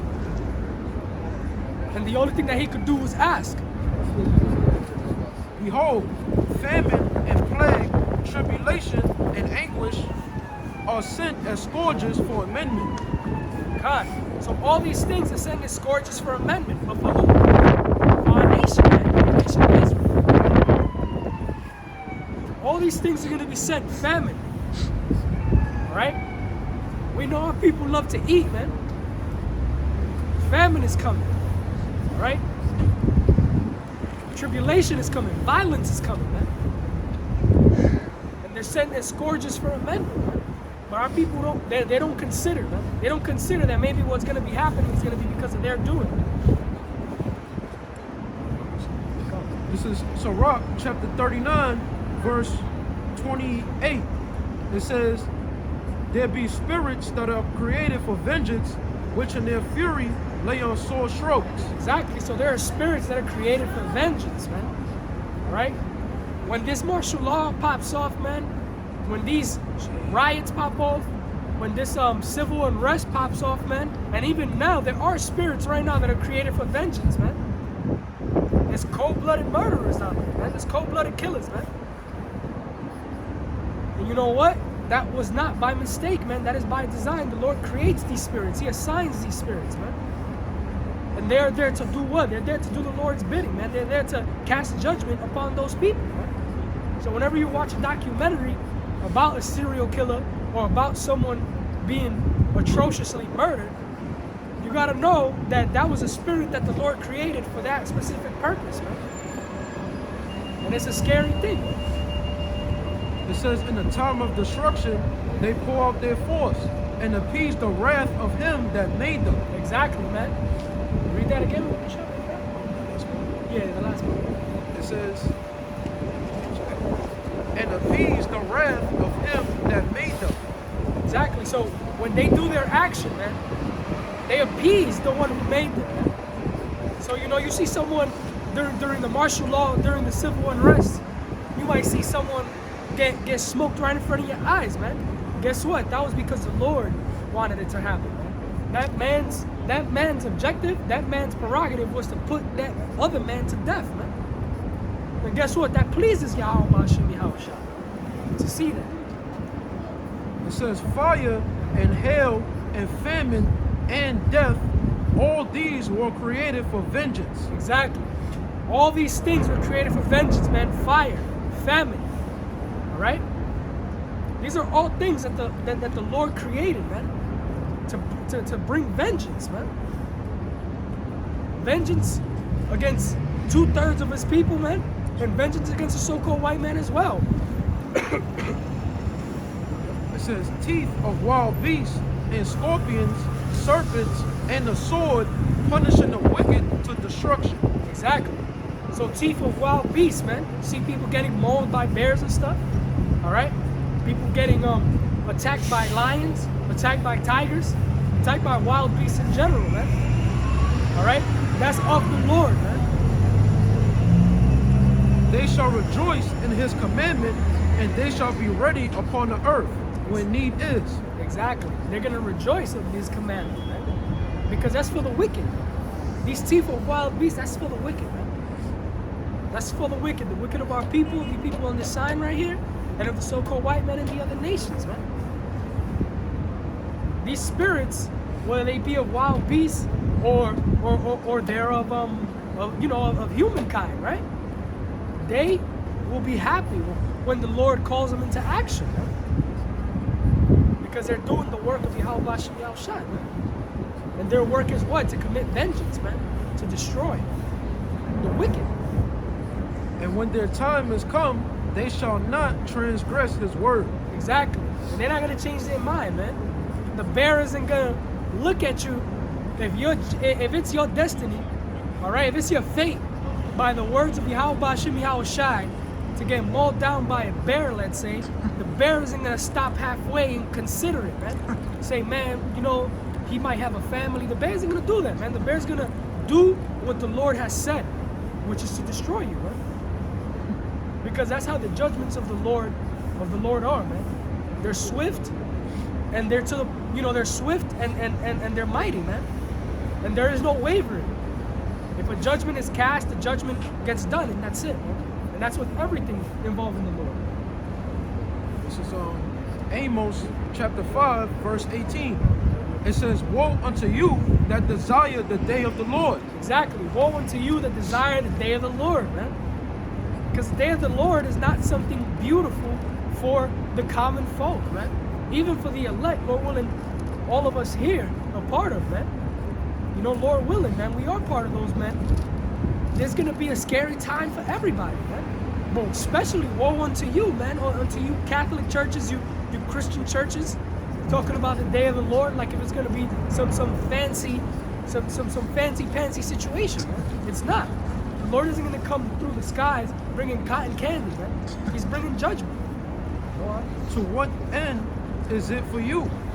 The day of the Lord is darkness and not light. All right? The day of the Lord is darkness and not light, man. All right? The day of the Lord is something scary, man. I mean, the scriptures describe the day of the Lord. The scriptures describe the elect barely being scarcely saved, man. I mean, think about how scary that is, man. Apart from the fact that, you know, we don't know who is who is the elect, who's gonna be saved, who's not gonna be saved.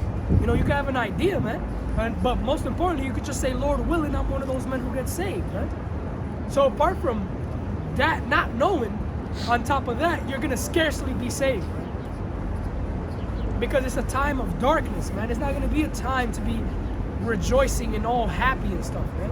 There's not gonna be a time of smiles. It's gonna be a time of darkness and death. You know? Finish it. It says, as if a man did flee from a lion and a bear met him, or went into the house and leaned his hand on the wall and a serpent bit him. Exactly. So it's gonna be as if a man, he's fleeing from a lion, man. You know? In other words, can you read that part back? So running from the lion, serpent. Okay. This is Amos 5:19. As if a man did flee from a lion and a bear met him. Exactly. So you're fleeing from a lion, and then a bear meets you. All right. So you fled the lion, and now the bear is right there waiting for you. All right. Go on. Or went into the house and leaned his hand on the wall, and a serpent bit him. Exactly. Then he went to the house, leaning on the wall, and then a serpent bit him. That's how the dangers are going to be in the time of the day of the Lord, man. In other words, you're not going to have a safe space, man.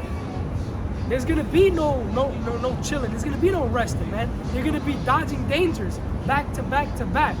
You know, he went to the house. A house is supposed to be something safe. It's supposed to be a safe haven for you, your house. Well, the person went, laid their hand on the door or on the wall, and a serpent, meaning that even in your own house, you're not going to be safe. That's what's coming during the day of the Lord, man. It says, shall not the day of the Lord be darkness and not light? Exactly. Should not the day of the Lord be darkness and not light? All right? That's what's coming, man. It's darkness. It's darkness. So for all you Catholics, you Christians out there, thinking that the day of the Lord is going to be a game, it is not a game, man. All right, get up, Matthew 10. That was it on that? Okay. The day of the Lord is not something that's going to be, you know, spectacular and something safe. All right? It's going to be spectacular. God, for the men of the Lord. Yeah. For the men of the Lord is going to be something spectacular, man. But it's going to be something spectacular for the whole world. God. Because something that's spectacular is a spectacle. Something to look at. Something to look at. So technically it's going to be spectacular for the whole world. God. But it's going to be for the deliverance of Israel. God. Matthew chapter 10, verse 34. Think not that I am come to send peace on earth. I came not to send peace, but a sword. Exactly, man. So the Lord himself, man, all right, Yahweh Shai, who the world inwardly calls Jesus Christ, who is a so-called black man, all right, he said that he's not coming to bring peace upon the earth, man. He's not coming to bring peace. Contrary to what the pastors and the churches are telling you, man. He's not coming to bring peace. He's coming to bring a sword, man. And a sword is a weapon for what? It's a weapon for killing, man. All right? He's bringing a sword. He's bringing judgment to the so-called white men in the other nations, as well as his own people, man. 2/3 of our people. Right. You were done with that? That was it, right? God. This is Zephaniah chapter 1, verse 15. That day is a day of wrath, a day of trouble and distress. Exactly. So the day of the Lord is a day of trouble and distress. All right? When something is stressful, when something is causing distress, it's making you uneasy. You know? And that's what the day of the Lord is going to be, man. It's going to be a day of distress, a day of trouble, man. When there's trouble, what? There's something wrong. Come. It says a day of wasteness and desolation. Exactly, a day of wasteness and desolation, man. All right, meaning of wasteness meaning death, right? Like something being waste meaning it's empty. Desolation again, another word meaning empty. All right, the Lord is coming. When the day of the Lord comes, it's gonna be a day of death, man. Yeah, Day of- desolate is associated with that word desert. Oh, desolate? Yeah. God. You know? It says a day of darkness and gloominess, a day of clouds and thick darkness. Exactly, a day of gloominess. All right? You know, a day of gloominess and thick darkness. That's what's coming with the day of the Lord, man. You know, straight up destruction, man. Like, hey, get your sword on you. Alright, bring it over. What scripture is that? Zephaniah 1:15. Yeah, Zephaniah 1 and 15. Right there.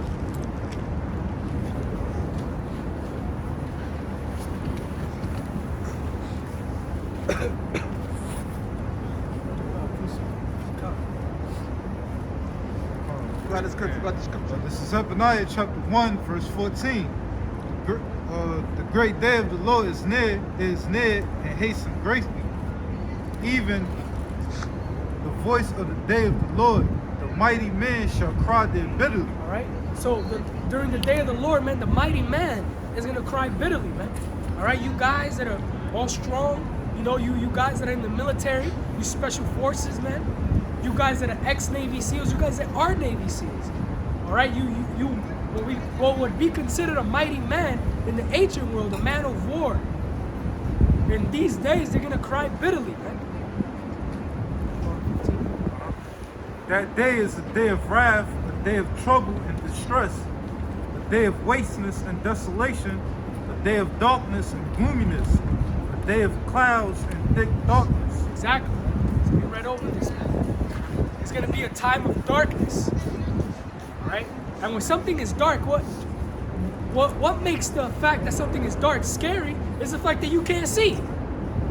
You can't see. You don't know what's lurking. Alright? That's what's gonna happen, man. These people on this side and the so-called white men and the other nations, alright, they're gonna be in real thick darkness, man, during the day of the Lord, because they're not gonna know what is going on, man. This is Isaiah chapter 13, verse 1. Let me start at verse 2. It says, lift ye up a banner upon the high mountain, exhort the voice unto them, shake the hand that they may go into the gates of the noble. I have commanded my sanctified ones, I have also called my mighty ones for my anger, even them that rejoice in my highness. Oh, break it down? Yeah, this is talking about the day of the Lord. He's telling the prophets to lift up that voice, you know, give that warning to all the nations that the day of the Lord is near. It's going to be destruction. It says, the noise of a multitude in the mountains, like as a great people. Yeah, that's talking about the missiles, you know, 200 million warheads that's coming to this place to destroy it. It says, a tumultuous noise of the kingdoms of nations gathered together. Yeah, it's going to be a great noise, because the missiles are going to hit and it's going to shake this place. It says, the Lord of hosts mustereth the host of the battle. They come from a far country, yeah. And the missiles are going to come from the other side of the earth, from the east side. You know, we're going to have Russia and all these other nations sending missiles to America to destroy it. It says, from the inner heaven, even the Lord and the weapons of his indignation to destroy the whole land. Yeah, and the weapons, you know, the missiles are the Lord's weapons, you know. Those are his armies. That's right. And it says, how ye, for the day of the Lord is at hand. Yeah, the Lord, you know, the day of the Lord is coming, you know, getting close to the hour of temptation, you know, which is the mark of the beast, you know, and that's going to lead to the destruction of Babylon the Great. It says, it shall come as a destruction from the Almighty. Therefore shall all hands be faint, and every man's heart shall melt. Yeah, as I read in Zephaniah, you know, the mighty men shall cry there bitterly. You know, even the toughest man, you're going to be scared when you see the missiles coming to aim at this place. That's right.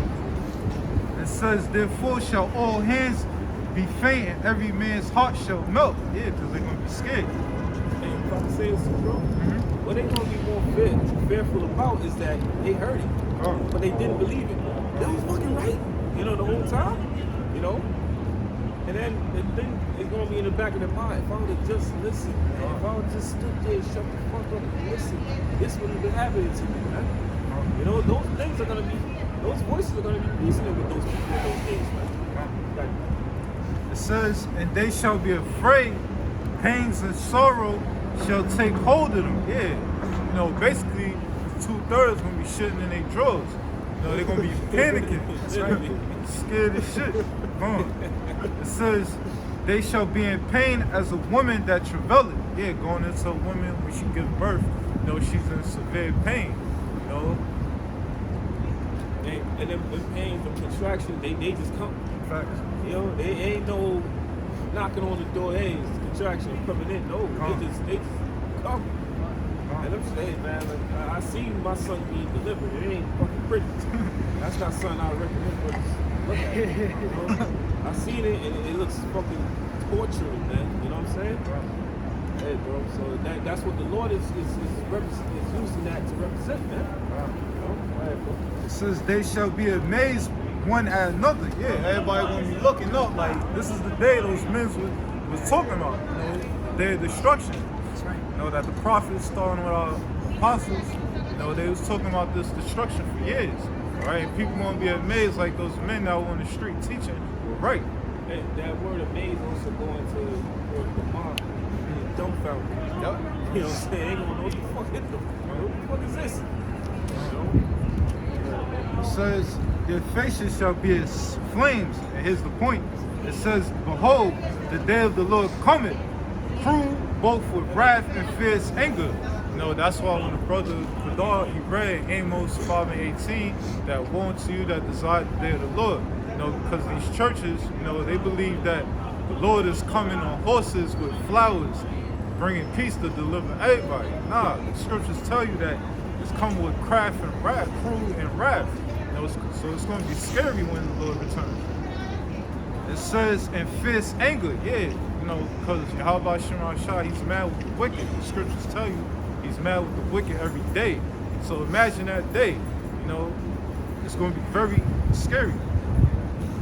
And it says to lay the land desolate, yeah, and it's going to be a wilderness for the dragons, you know, the lizards and all that, you know, the fox, you know, all those animals that dwell in deserts, that's going to be a land for them.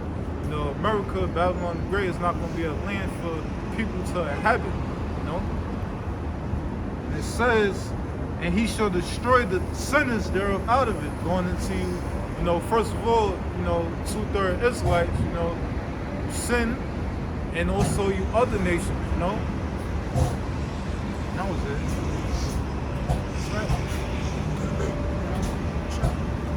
Oh, can I read one more verse? It's like it says, for the stars of heaven, which is going into the missiles, and the constellations thereof shall not give their light. You know, because all the missiles is going to block the sky. You know, the sun, you know, it's going to be dark, pitch black, basically. And it says the sun shall be darkened and is going forth, and the moon shall not cause her light to shine. And I will punish the world for their evil and the wicked for their iniquity. And I will cause the arrogancy of the proud to cease. Yeah, going into Esau Edom. You know, this man is very proud, you know, so his kingdom is going to be brought down. Hey, and that goes into nights and days, man. Come on. That smoke from the missiles won't be up. Because the moon shines bright at nighttime. You know? So it's gonna be nights and days, nights and days, nights and days that you ain't gonna be able to see shit, man. You know, it's gonna be that bad. How long they say that smoke was going up when the towers came down?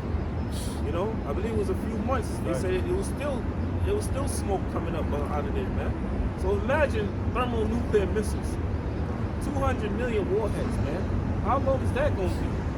You know, the Lord said this place is gonna be full of desert creatures, but you don't know how long it's gonna take for them for the land to be, you know, perfectly fit for them creatures to inhabit, man. Hey, man, the Lord is pissed off. Hey, Shalom, bro. The Lord's pissed off at this goddamn place, man. That's why he's gonna bombard it with so many missiles. so many warheads, man. You know, it's gonna be like, damn, both sides really trying to blow the roof out. You know what I'm saying? That's how bad it's gonna be, man. That's right. Overkill. Yeah, bro. It says, and will lay low the haughtiness of the terrible. That's God. So, so-called white man is in for a rude awakening. All right, the day of the Lord is going to be something that's going to take him.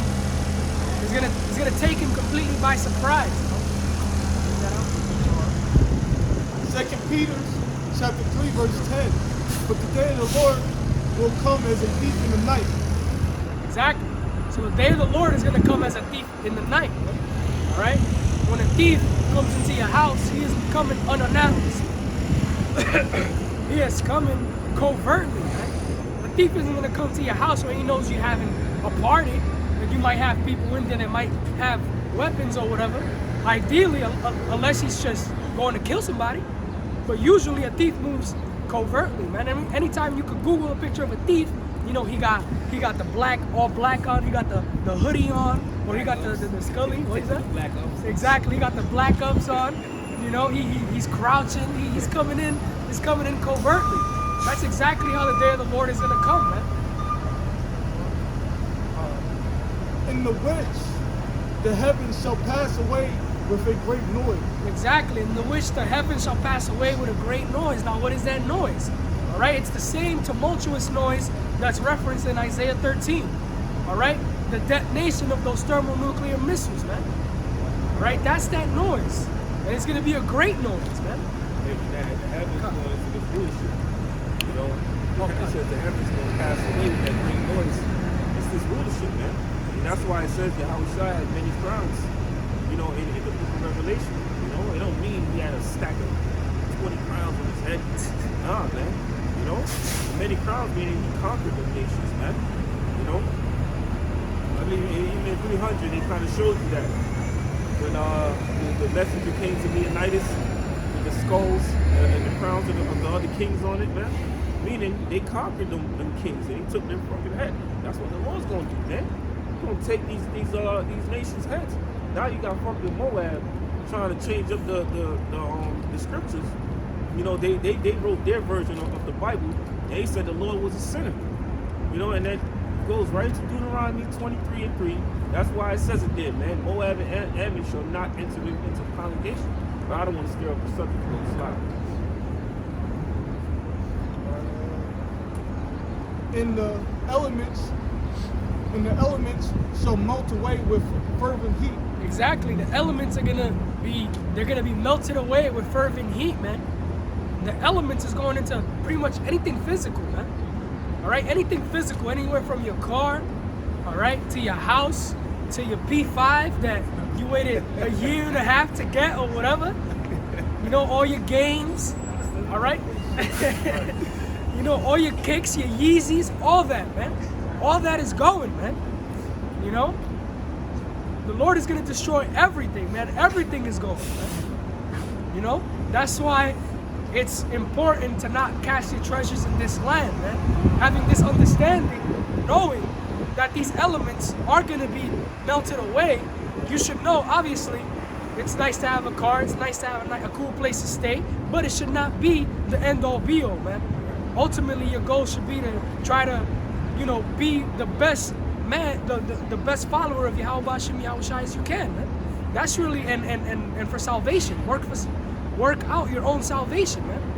That's really the point of it all, you know? Not these things, not these material things, man. Because these material things are going to be melted away in that day.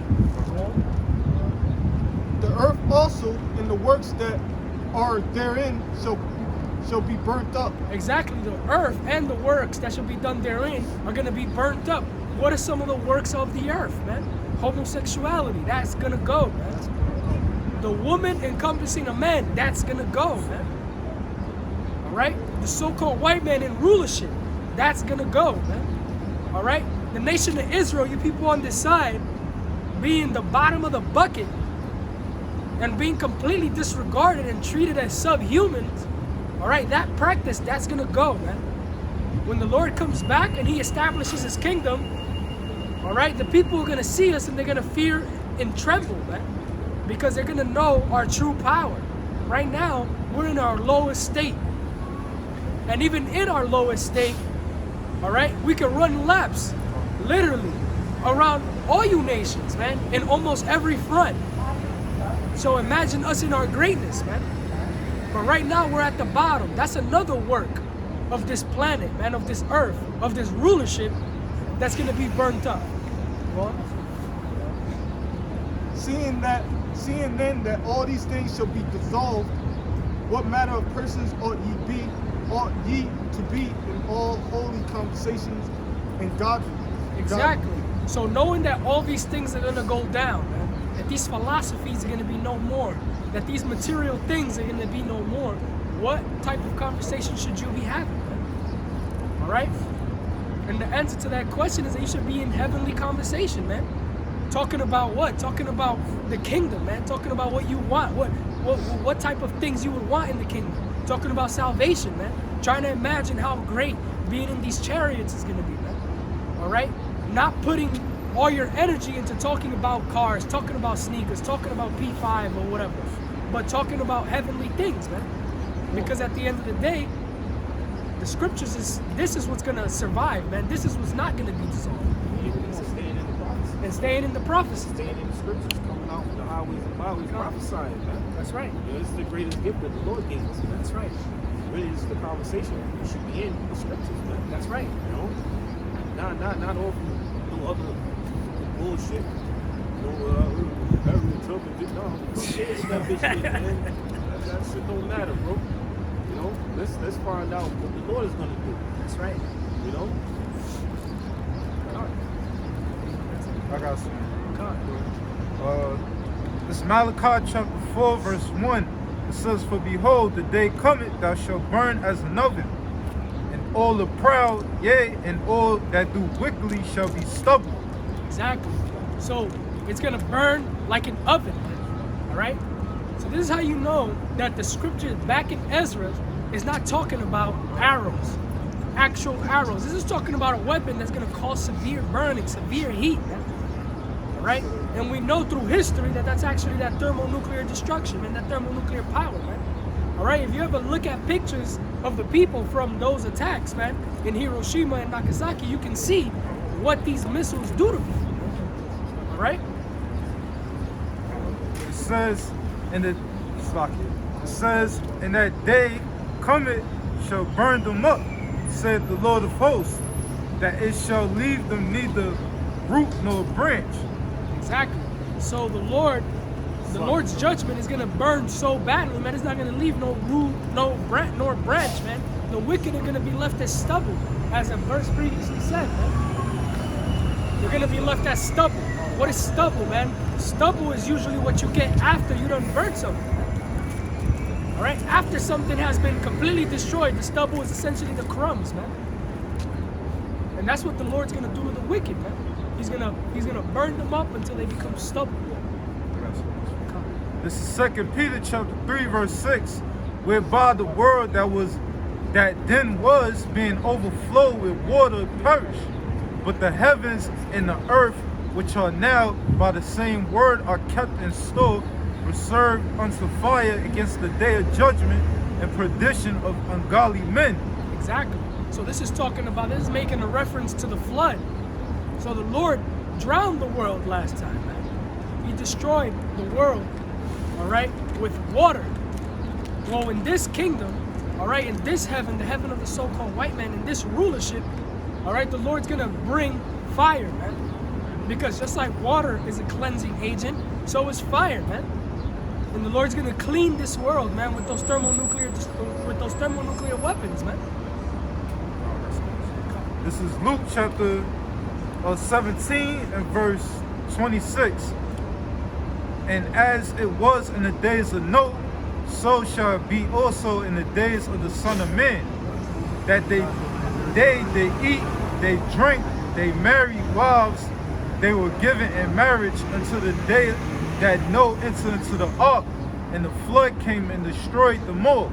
Exactly, man. So just like in the days of Noah, man, All right? And then the scripture describes the days of Noah. The days of Noah, what? Everyone was married, man.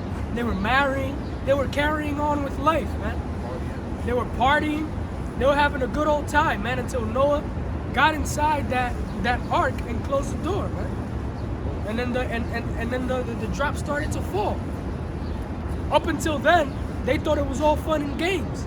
They over here talking to Noah, probably talking to him the same way they speak about us, man. Yeah, these guys been saying that forever, man. These guys been saying that since the 70s. Well, those guys don't know what they talking about. All right? But guess what? The same exact thing is gonna happen, man. All right? When these missiles come, that's when, like the brother said earlier, that's when these people are really gonna start to consider, like, damn, those guys were right, man. Damn, those guys were actually right, man, and now I'm fucked. It says, likewise also as it was in the days of Lot, they did eat, they drank, they bought, they sold, they planted, they builded. But the same day that Lot went out of Sodom, it rained fire and brimstone from heaven and destroyed them all. Exactly, another scriptural reference, man. Talking about Lot, all right? Lot was residing in the land of Sodom and Gomorrah, man. And once he left, what happened? These people in Sodom and Gomorrah, they were doing what they do, man.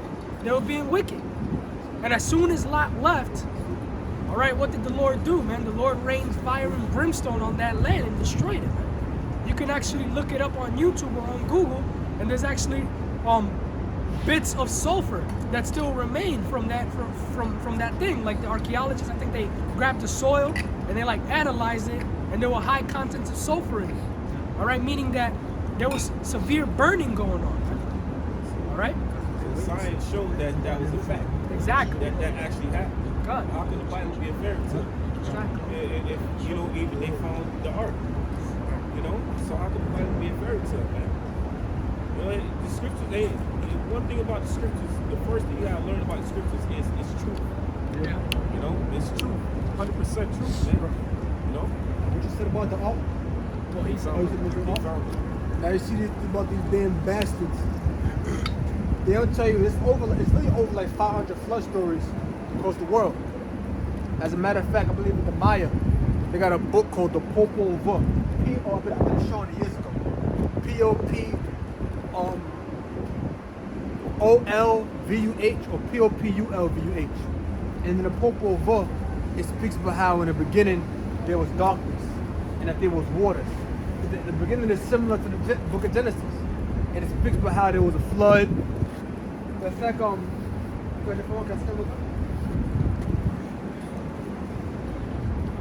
this out. Creation story. Now check this out. This is the creation story right here. It says, see if I can find it. Let me go back real quick. Bear with me 1 second.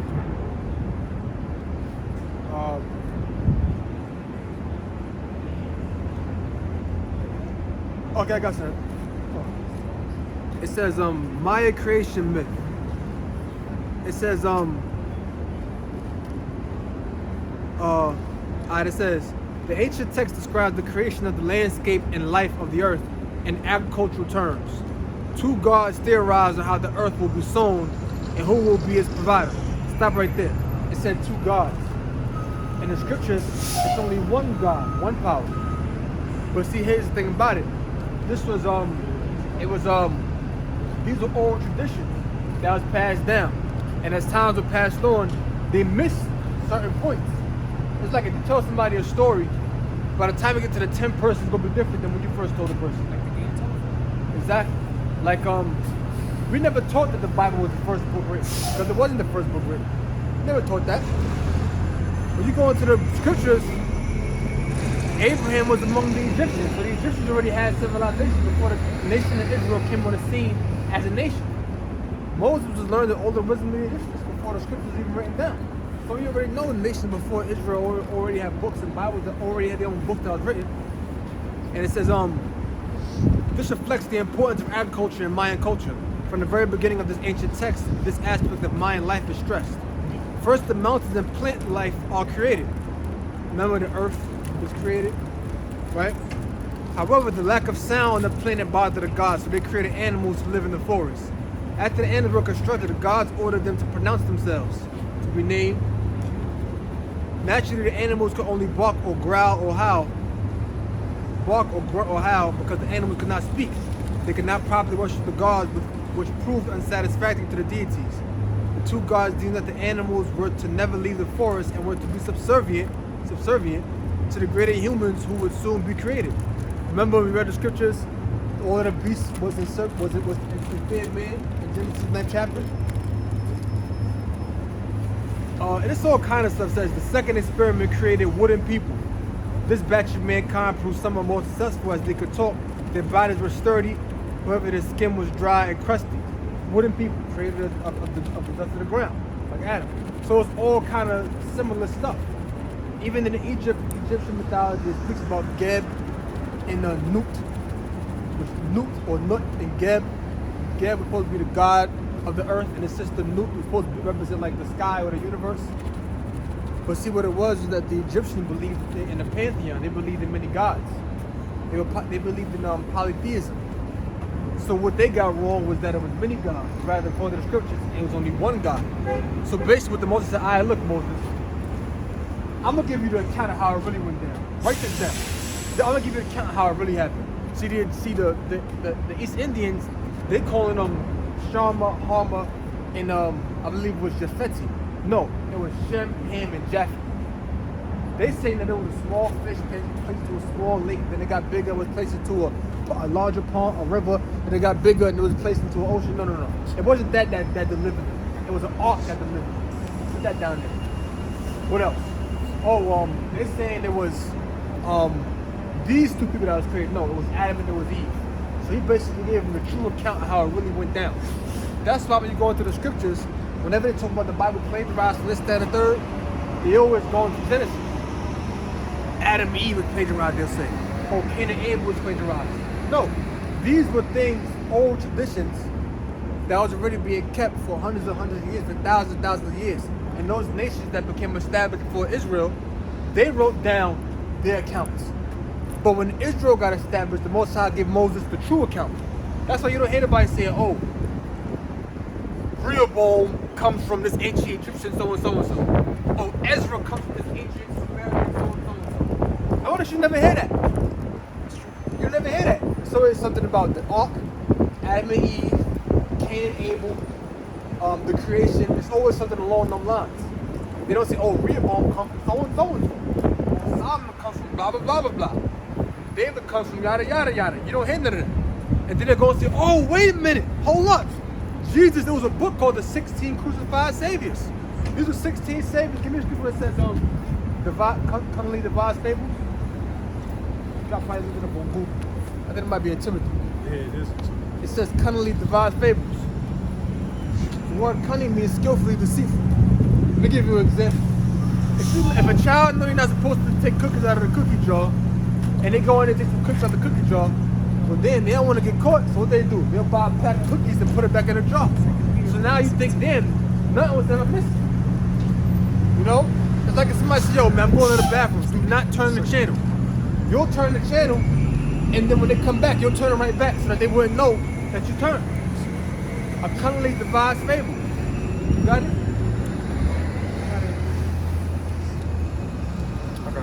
I got it. This is 2 Peter chapter 1, verse 16. Go ahead.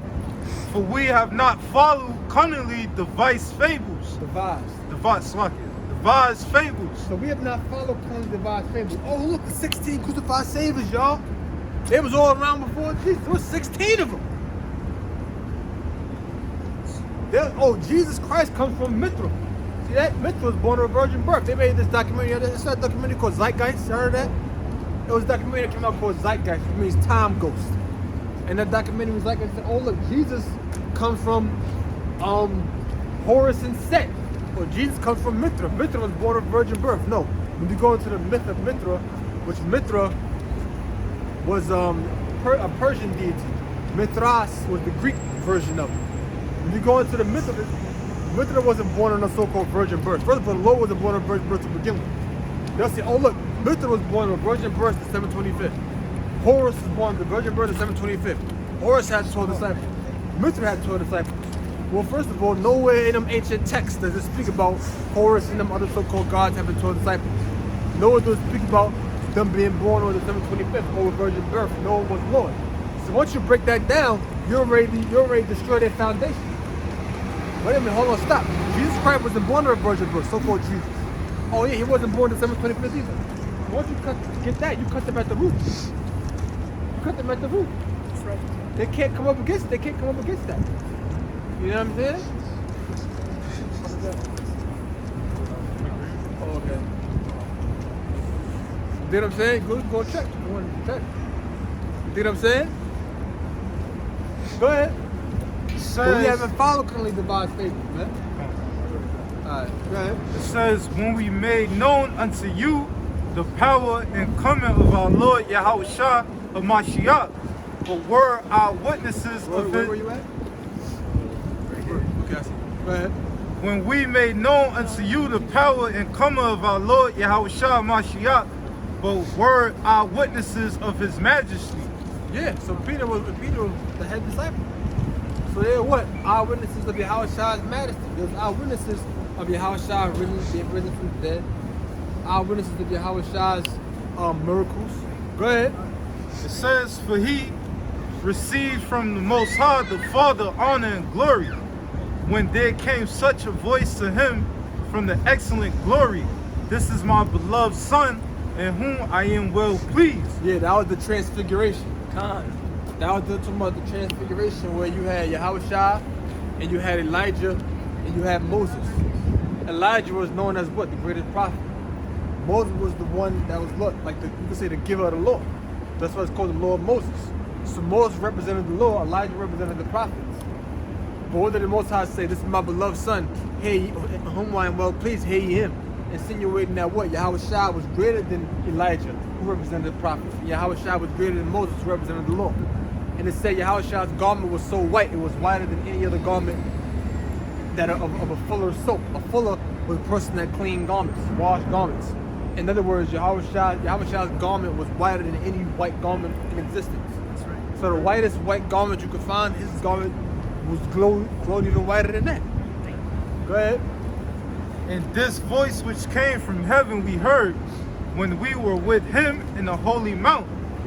We have also a more sure word of prophecy, whereunto ye do well that ye take heed, as unto a light that shineth in the dark place. Yeah, you gotta take heed like a light that shineth in a dark place. Guess what? If it's dark and you see a light shine, aren't you gonna take heed to that bright light? What the hell? That's why they got the term called the light at the end of the tunnel. Yeah. If it's dark, listen, you see a light, you can go towards that light. So you gotta take heed like a light that shineth in a dark place, man. Pay attention. Acknowledge. Go ahead. Until the day dawn and the day star rise in your hearts. Yup, that's Yahushua. Your heart is too much of mine. Go ahead. Knowing this first, that no prophecy of the scripture is of any private interpretation. There you go. So guess what? No scripture, no prophecy of the scripture is a private interpretation. In other words, there's only one interpretation. You can't go and break a scripture down your own type of way.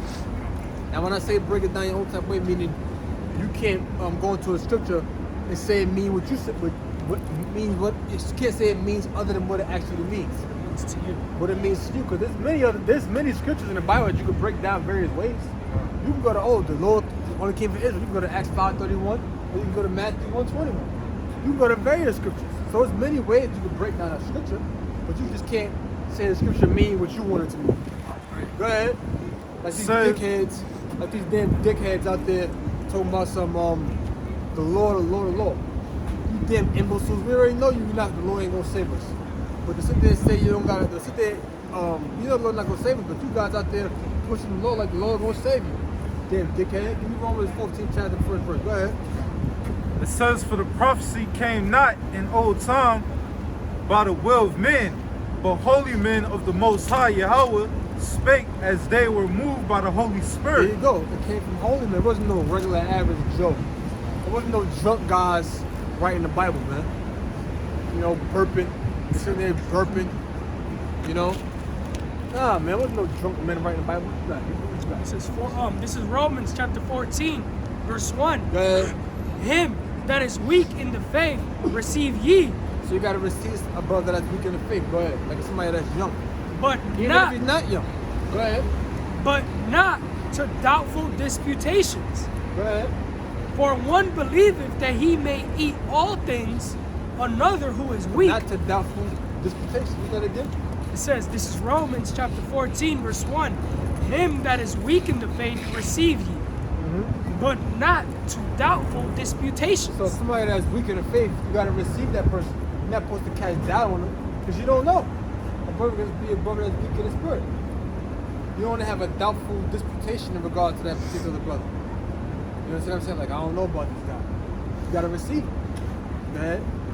It says, for one believeth that he may eat all things. And also doubtful disputation because you got, in fact, keep reading, we're going to it. It says, for one believeth that Because he you gotta may... remember, you had guys out there that was pushing the law on people. Matter of fact, previous chapter verses. Previous verses of 13. Start from verse 11 and read. I want you to read into verse 14. But when you read into chapter 14, I'm sorry, I don't want you to say chapter 14. Just read it right through it. I got you. So that we can get an understanding on it. So through 11, right? Yep. From 11 on down. All right. So this is Romans chapter 13, verse 11. And it says, and that knowing the time, that now it is high time to awake out of sleep. Yeah, so now it's high time, so we gotta sleep. If you go to Merriam-Webster's dictionary and look at the term high time means a time to do something that you should have already done. If I say, yo man, it's high time to start making some changes around here, that means you should have been made changes. It's high time to start doing something that should have already been done. So now it's high time to wake out of sleep. Why? Go ahead. For now is our salvation nearer than when we believed. Go ahead. For the night is far spent, and the day is at hand. Yep. Let us therefore cast off the works of darkness, and let us put on the armor of light. Go ahead. It's the scriptures. Go ahead. Let us walk honestly as in the day, not as rioting and drunkenness, not in chambering and Rioting, wantonness. drunkenness. Look at the term rioting. In fact, somebody go to the blue letter. What verse you at? 13. This is 13 and 13. Go to Romans 13, 13. And I want you to look at each of these verses and look up on the blue letter. You got a blue letter? You need to super fast. We have war out here. See that again? Right. It says, this is Romans 13 and 13. Let us walk honestly, as in the day, not in rioting and drunkenness, not in chambering and wantonness. You know the Bible. That's all. I got it. Alright, read Romans 13, 13. I probably gotta get some fast. What word you want? The first one you read was rioting. It says rioting, not in rioting. This is Romans 13, 13. The Greek word for rioting is Press that button right so you can hear what he said. Volume up. Just have fun. kamas, Go ahead. and it says a revel, carousal, a nocturnal. Nocturnal. That means night. Nighttime. Like an owl is a nocturnal animal. They function a lot at night. A bat. Go ahead. Nocturnal and riotous procession of half-drunken and frolicsome fellows who after Half-drunken and frolicsome fellows. That sounds like the Labor Day parade at nighttime. That sounds like Juve. Bro, it say parade after. See that? Keep reading. It says who after supper parade through the streets. They parade through the street. Yeah! In the nighttime. Go ahead. With torches and music in honor of Bacchus. Bacchus was the Roman equivalent of the Greek god Dionysius, like the god of wine and revelry. Go ahead. So that's what they just do. They worship Bacchus. So guess what? The Apostle Paul is saying it to the Romans, but it's Israelites living in Rome being called Romans based upon citizenship. It's high time, so we gotta sleep. Not in rioting, because this is what they was once doing. He said it's high time, so we gotta sleep. Meaning it's time to do something that you should have already been doing. So you should have been stopped rioting. I don't want to put this in the eye. So you should have been stopped rioting. Go ahead. Or some other deity and sing or some other deity, some other god. Go ahead. and sing and play before houses of male and female friends. There you go, and sing and play before houses of male and female friends. So when there's a Super Bowl party, if y'all start shooting, hey ho, ho, hey ho. You know what I'm saying? This is how we do it on a Friday night. That's how they be. I don't know. You know, like Columbus Day or 4th of July. You know, it's a block party going on. Once the block party ends, niggas is still outside, man. They're still outside. You trying to sleep. You know how many times this past year I've been trying to sleep and you had niggas in the house around the corner bumping, blasting music? I'm like, yo, man, it's 2 in the morning. People gotta work. Go ahead. Hence used generally of feasts and drinking parties that are protracted till late at night and indulge in revelry. Parties, clubbing. What's the next word? Keep reading. Next word in Romans chapter 13, verse 13. It says, let us walk honestly as in the day. Not in rioting and drunkenness. You already know what that is. You ain't gotta go to that. Go ahead. Not in chambering. Chambering. We know what that means. That means adultery. Go ahead, look it up.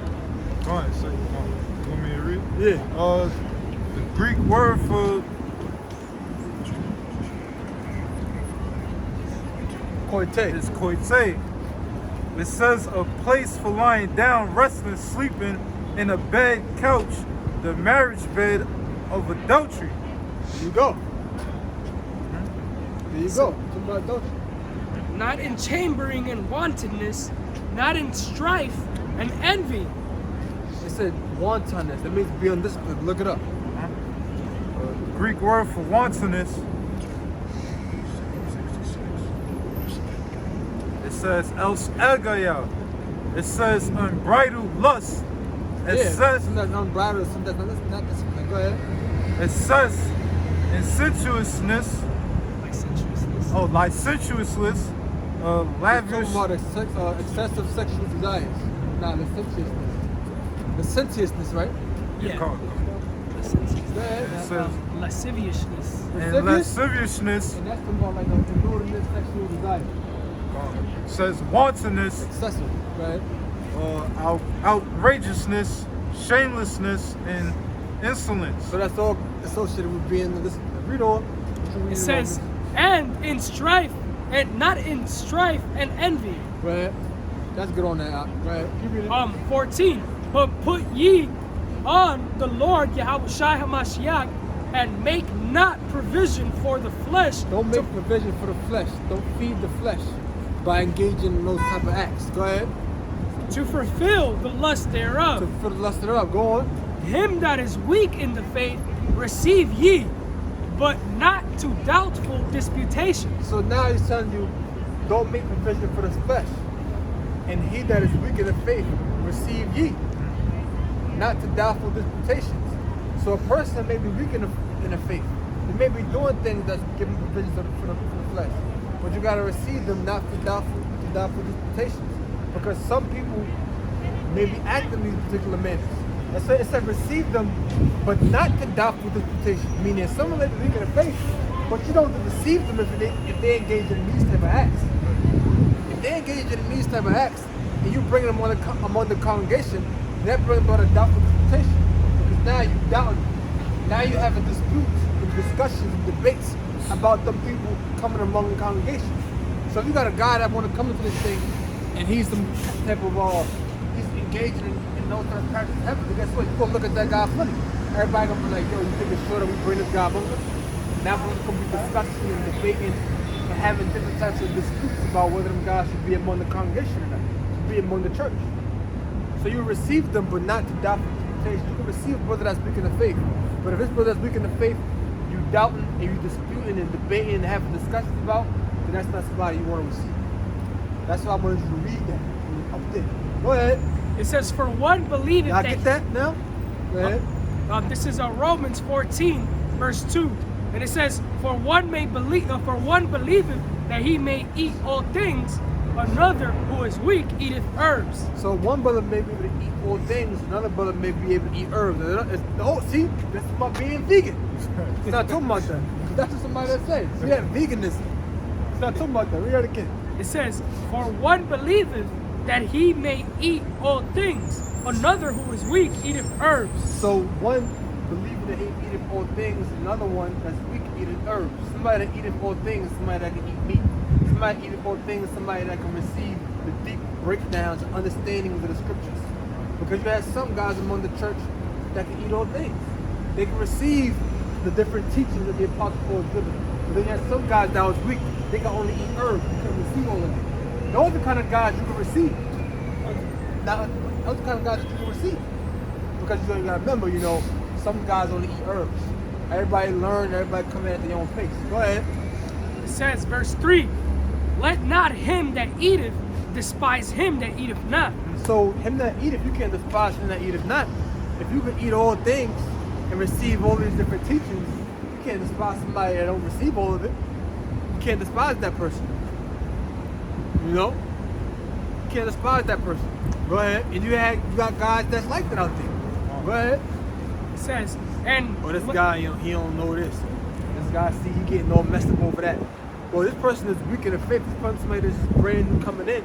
You gotta understand that. You gotta and deal with it. Go ahead. it says, and let not him which eateth not judge him that eateth. But then again, on the flip side, he can't judge him that eateth. Him that's young in the, him that may be weak in the faith, you can't judge the guy that eateth all things. Because then again, at the same time, he's over you. He has a great level of understanding than you have. So you can't despise him. Yeah, you may be weak in the faith, he may be stronger in the faith than you. He's not to despise you for being weaker, but then again at the same time, you're not to despise him for being stronger. You still can't sit there and have an issue with him. You know? When I say it's not like having hate on him because you know more than you, nothing like that, but it can cause a friction between the two. He's not to despise you, and in return, you're not supposed to despise him. Go ahead. And it says, for Yahweh Ba'ashem Yahushai have received him. Go ahead. Yeah, you can't despise him because the Most High received that man that eateth all things. The Most High received that man. Go ahead. Verse 4, who art thou that judgest another man's servant? Mm-hmm. To his own master he standeth or falleth. Yea. Say something about that. He's doing the Lord's will. Whatever the Lord commanded that man to do, whether the man be strong or weaker in the faith, he's still fulfilling what the Lord told him to do. You know? So that's why the Lord said, you know, basically not to despise that brother, man. You know, because he's I want to quote, I want to say this correctly. He's pleasing the Lord in the things that he's doing, man. Mm-hmm. You know, basically. You know, we got Verse 4, on the bottom of verse 4, it says, yea, he should be holden up, for Yahweh Ba'ashem Yahushai is able to make him stand. Read that again. It says, this is Romans, the bottom of verse 4, it says, yea, he shall be holden up. What's the verse you read? Romans 14:4, the bottom where it says yea. All right, so read from the top of that verse. Okay. So I can understand the whole scripture. This is Romans chapter 14, verse 4. Who art thou that judgest another man's servant? Yeah. Okay. To his own master he standeth or falleth. Yeah, so you can't just judge another man's servant because his own master, who's Yahweh, he gonna stand or he gonna fall. Go ahead. It says, yea. He gonna stand or fall. Well, it says, to his own master he standeth or falleth. So we understand that part. He gonna stand or fall. It says, yea, he shall be holden up, for Yahweh Ba'ashem Yahushai is able to make him stand. So he stands for his own master. He either standeth or falleth. Why? Because he gonna be holding up. Because the Most High can make him stand. So even if he fails or stumbles or anything, the Most High can prevent him from falling. You know? So you can't just go and judge another man's servant like that. Because his own master, he's either going to stand or fall. So ultimately, he's being judged by his own master. Exactly. And if he stumbles at anything, the Most High can make him stand up. Because holding means to just hold. The whole way of saying hold. Go ahead. It says, for Yahweh Ba'ashem Yahushai hath received it. Oh, Salaki, I read the wrong one. It says, yea, he shall be holden up, and for Yahweh Ba'ashem Yahushai is able to make him stand. Verse 5, one man esteemeth one day above another. Yeah, one man esteemeth one day above another. And that's going to what we read earlier with the whole man that eateth herbs and all that. But let's just don't go into it. It says another esteemeth every day alike. Once a man esteemeth one day above another man esteemeth every day alike. Now, who's the one that's, now I'm going to ask you this question. I'm going to give y'all a little quiz. Who's the man that esteemeth every day alike? Is it the man that eateth herbs or the man that eateth all things? That's the one that esteemeth every day alike? Yeah. Nope. Nah, the man that eat it, that's learning. It's the one that's learning because to him, every day is the same day. He ain't looking at it like, oh, it's the Sabbath, or oh, it's the Passover, or it's the Purim. He's not looking at it like that. To him, every day is a regular old day. He's grown. When you first come in this truth, man, look, brother, when I first came in, I thought the Sabbath was every Saturday. This is before I was coming out. You know what I'm saying? It was Saturday. I remember when it was Saturday, I was riding my bike. I said, oh, shoot, it's Sabbath. I got my bike. I got to take my bike in the house. You know what I'm saying? I got to take my bike in the house. But I was in the camp yet. This is, I don't even know if this is like 2008. I was like, oh, shoot. I got to take my bike back in the house, man. But you don't know no better. I'm saying, because we didn't really understand it. You know what I'm saying? At that time, we understood certain things, but we didn't understand all that. You know what I'm saying? We didn't know, man. There's all kind of stuff that we didn't know coming in. We thought when the Sabbath came in, it was completely dark at night. We didn't know that. It was a certain time the sun started to go down. So the man that sees every day alike is somebody that's eating herbs, somebody that's jumping the faith, somebody that's just coming in. To them, every day is a regular old day. But the man that steals one day above another is the man that eateth all things, because he knows you got regular days and you got holy days. Makes sense. Okay? Verse 6. This is important stuff. God. Go ahead. Verse 5, I'm going to read it again. It says, one man esteemeth one day above another, another esteemeth every I'm day saying alike. you coming in, you know, when we first come in this thing, hey man, like the apostle said, you want to tell everybody about it. God. You know what I'm saying? I wish I never told nobody the goddamn thing, man. Sweet as honey, nigga. The more you learn the truth, the less you talk about it. Yeah. You know what I'm saying? You know, you telling the truth like a mad archer, like, Yeah. now you just like, put my ball away, man. That nigga ain't gonna get it. You know what I'm saying? Yeah. Because, you know, except for a few people, because some people that, you know, you tell wind up coming in again. You know what I'm saying? But other than them, you was really telling nobody a damn thing. You know what I'm saying? You like, oh, it's the Sabbath, you know. You like, oh, it's the Sabbath. When the Sabbath came up, we was only eating sandwiches, man. We was only eating sandwiches. Because we couldn't strike a fire. So we didn't even go to the store and bought anything that was cooked. So I wouldn't go to a Mexican restaurant. I would just eat a sandwich. You can't buy it. So like, but then again, you couldn't buy yourself. So like for months, I'm eating hero sandwiches every Saturday. I'm eating turkey sandwiches, man. But that's how it was. For months, turkey sandwich. Somebody in your family wants you to go to the store for them. Well, I can't go to the store. I mean, but you know what I'm saying? But then as you grow, you learn the mercy thing. But you know what though? That's the same thing as the Jews. How it was when them Jews first learned. You know what I'm saying? It was all about the law. But it took them time to grow to understand the mercy part, the grace part. Go ahead. It says, this is verse. Always eating sandwich, man. Another fucking sandwich, man. Every week, man. Every week a hero sandwich. Go ahead, bro. This is Romans chapter 14, verse 5. One man esteemeth one day above another, another esteemeth every day alike. Yes. Let every man be fully persuaded in his own mind. Every man got to be fully. Give me the book of, I think it's 2 Corinthians, like 7 and 16, where it says, let's speak about the Jews, be circumcised, let them be not circumcised, or something like that. It should be 2 Corinthians, 7th chapter. You got it again? This is Romans chapter 14, verse 5. One man esteemeth one day above another, another esteemeth every day alike. You can break this down out the foot. Let every man be fully persuaded in his own mind. Right, man. You gotta be fully persuaded in your own mind. And this is the thing where you can't force anything on nobody, man. That's right. You know? There's an appointed time where that man, he's gonna gain that knowledge that he's supposed to gain. He's gonna gain the wisdom that he's supposed to gain. You know, you can't just stop. Come on, brother, get it. Hurry up, get it, man. Force feed. Yeah, force feed. Break this down. You can't do that, man. You know, and that's why, you know, that's how a lot of guys fall out. Because the scripture tell you, hast thou found honey? Eat that which is sufficient. At least thou vomit it up, man. You know? Because, you know, if you eat honey, too much honey, you're going to puke it up, man. As good as honey is for you, it's very good for your body. You know? You don't know what I mean? But if you eat too much of it, you're going to puke it up. So that's what the scripture is going into, man. That's right, brother. That man got to be fully persuaded in his own mind. Be cold. You know? Go ahead, bro. Verse 6, he that regardeth the day, regardeth it unto the Lord. And he that regardeth not the day to the Lord, he doth not regard it. Yeah, read that again. It says this is Romans 14:6. He that regardeth the day, regardeth it unto the Lord. And Yeah, he that regard for day regard unto the Lord. There are certain days dedicated to the Most High. Y'all bust me a shot. Go ahead. and he that regardeth not the day to the Lord, he doth not regard it. Yeah, because some people not gonna regard those holy days because they knew. So it's basically going to everything that we just went into earlier. Just saying it differently. Go ahead, He that eateth, no, eateth.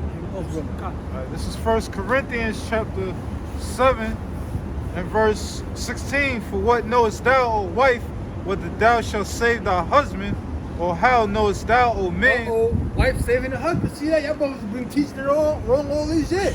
You know what I'm saying? It don't mean that. Read that part again. 1 Corinthians chapter 7 verse 16. For what knowest thou, O wife, whether thou shalt save thy husband? Because you have believing wives. You have women that believe. But you women that have believed, but their husband is not having believe. Guess what? If they believe in Yahweh by Shema Shah, then guess what? They could tell their husband about it. Right.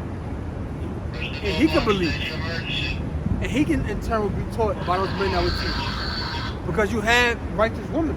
Right. They have righteous women. We talk crap about the women, but they have women that are righteous. That much is true. They have women that are righteous.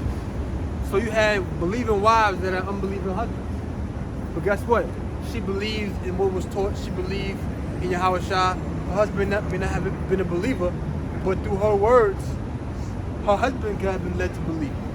Because you got certain men out there that may not have no nothing about it, but their wives are the one that told you that happened. You know, the scripture tell you the woman is bound to her man, so as long as she's living, Yeah. the Lord's not going to take her and give her to another man. Yeah. So he can get it. This man understands system, so get with no. Yeah. That's called adultery. Yeah, that's wicked. That's wickedness, and that's what we don't know who was doing that. That's some wicked shit to do. So the Lord is going to have mercy on that man. He could have mercy on that man through his wife. Yeah. So yeah, a woman believing can, save you, man. Yeah. The Spirit of the Lord is working with her, of course. And when they say saved, in other words, she can tell you about the truth. Exactly. It ain't no. Exactly. Maybe you can scoop you up and shit. Because, because the unbelieving husband will be sanctified by the wife. Right. Given the book of St. John 17 and 17. You stay where you at. I was going to tell you that air shot hear a word behind you saying this is the way walking. There you go. That's what it's not really, the angels gonna flap behind you. Yo, this is Gabriel. This is the way. Nah, man, you come in, you can see the word on the internet. Your woman can say, hey, I saw these guys out on the streets and they were preaching. Let's go up. Yeah. And it go anyway, man. That's true, brother. That's correct. That's how it goes, man. Go ahead, bro. That brother had quote something. St. John 17. John chapter 17, verse 17. Sanctify them through thy truth. Thy word is truth. So see that? Sanctified through the truth. Read that again. You read it. Oh, come on. 1 Corinthians chapter 7 verse 16. For what knowest thou, O wife, whether thou shalt save thy husband, or how knowest thou, O man, whether thou shalt save thy wife? Go ahead. But as the Most High has distributed to every And it man. says sanctify, right? You want to go sanctify? No, it don't say. What's that? It says. Okay, read that again. Read that again. 1 Corinthians chapter 7 verse 16. For what knowest thou, O wife, whether thou shalt save thy husband, or how knowest thou, O man, whether thou shalt save thy wife? You really don't know. That's why it's supposed to say, man, we gotta say what the Lord willing, man. We don't know. We've been out here for years doing this thing, but we don't know if we're gonna be saved. That's why it's supposed to say the hopeful. Verse 14. We're hoping that we're the elect. Come on, I was gonna read that. Come on. Yeah, read 14. Go ahead, bro. 1 Corinthians chapter 7, verse 14. Matter of fact, start from, since you're on topic, start from 12. 12. Like 1 Corinthians chapter 7, verse 12. But to the rest speak, I, not the Lord. If any brother have a wife that believeth not, and she be pleased to dwell with him. So if you got a wife that believeth not, and she be pleased to dwell with him, so you may have a wife, she may not believe in this thing, but she's still pleased to be with that man. You got men out here that believe in this thing, but their wives are unbelievers. What you would have said? Go ahead. Because back in this old school years ago, they used to teach guys that if your wife don't believe, you gotta get rid of her. Well, they was going off. That's going to freak off. Go ahead. It says, if any brother have a wife that believeth not, and she be pleased to dwell with him, let him not put her away. Yeah, you can't put her away. She ain't called to commit adultery or nothing like that. Go ahead. And a woman which had a husband, And that's for, you know, you younger brothers, you know, coming up in the faith, man. Just because you in the truth and your wife's still out there eating pork, doing all this type of shit, man. Listen, let her do her thing, man. You know? If the Spirit of the Lord have it that she come in, she won't come in and understand. But don't throw her away like this. Don't do that, man. Now, if she actually is being wicked, then of course you get rid of her. Of course. But if she just don't believe, then she just don't believe. That is what it is. She might be one of them church broads. All right, go ahead, go to church. I'm not taking you. Go in fucking home. You know what I'm saying? Tell her you got something to do Sunday at 10 o'clock. Go ahead. it says, and the woman which had a husband that believeth not, and if he be pleased to dwell with her, let her not leave him. So guess what? If he had a husband, if he had a husband that believed not, guess what? He be pleased to dwell with her. It said let her not leave him. Come on. It says, read it again. It says, and the woman which had a husband that believeth not, and if he be pleased to dwell with her, let her not leave him. So guess what? If he had if he had a woman that believed and her husband didn't, and he still was to be with her, then she couldn't just go and deal with no other man. She couldn't just go and deal with no other man. Go ahead. It says, for the unbelieving husband is sanctified by the wife. Because the unbelieving husband can be sanctified by the wife. You understand what I'm saying? He could be persuaded because she could tell him about the truth. Oh, that's like, for real? What about that? Then I don't mean that she gonna be over him. Yeah, my woman gonna be in this thing. But you still a man. You're a goddamn woman. But still know her telling you the truth. It's like this thing. That can be the way the Lord wakes you up. You're one of those prophets, man. The Lord can use that to wake you up. That's right. You know a lot of Jake like to follow their woman. As a matter of fact, I'm trying to find a passage. Go ahead. Okay, it says, and the unbelieving wife is sanctified by the husband. Else were your children unclean. Same thing. Sanctified by the husband. Shalom. It says, else were your children unclean. Read the book of 2 Kings 22 and 14.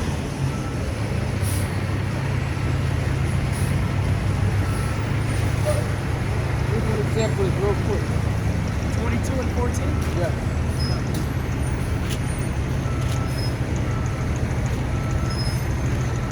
This is 2 Kings 22, verse 14. So Hilkiah, the priest, and Ahikam, and Akbor, and Shaphan, and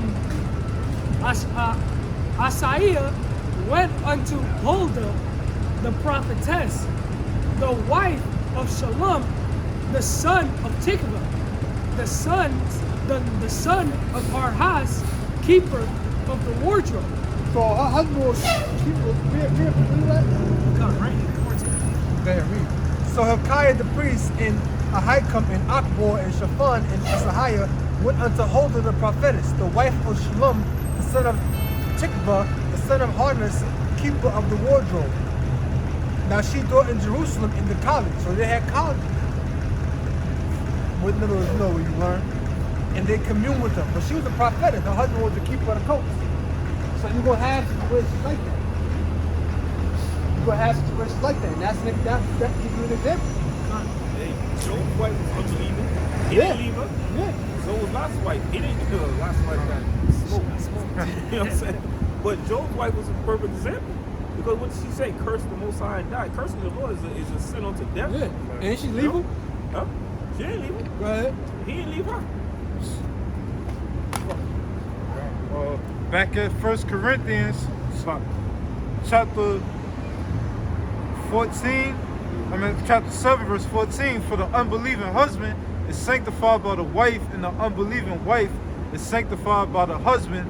Else were your children unclean, but now are they holy. But if Wait, right there. Yeah, go ahead. But if the unbelieving depart, let him depart.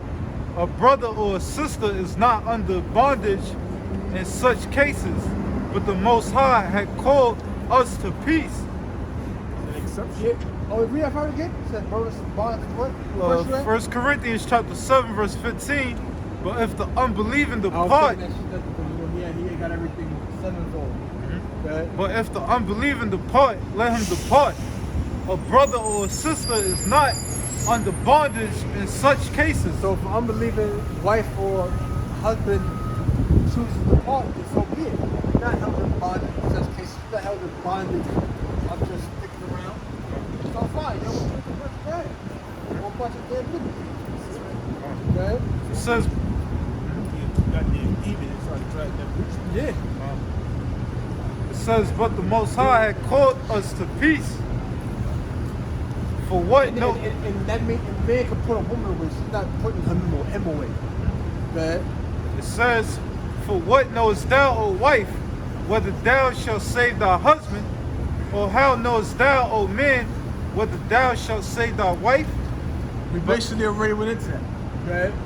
But as the Most High had distributed to every man, as the Lord had called every one, so let him walk.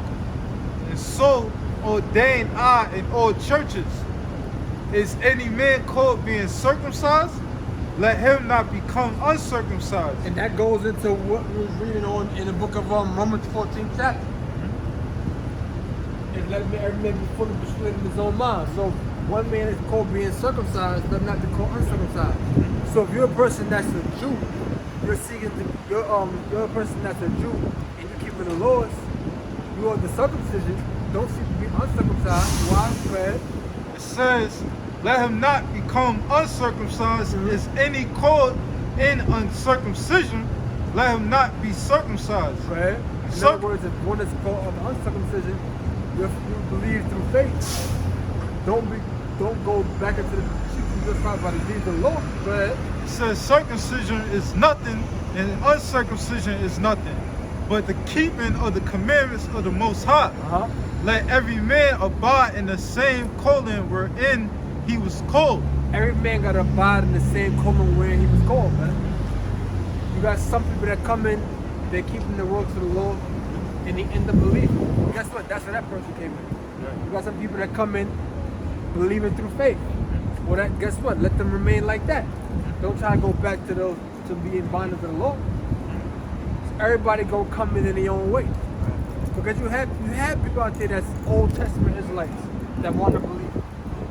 You have people out there like us. We came in, we were considered to be of the uncircumcision. We didn't come in keeping no laws. Right. We ain't know nothing about this. You know? Go ahead. He wasn't born, Exactly. in the ministry. Yeah, he wasn't born in the ministry. He wasn't born knowing every Israelite from murder and be destroyed. Go ahead. It says, So that counts to us. it says, art thou called being a servant? Care not for it, but if thou mayest be made free. That's good right there. And that called being a servant cannot fall, but thou will be made free.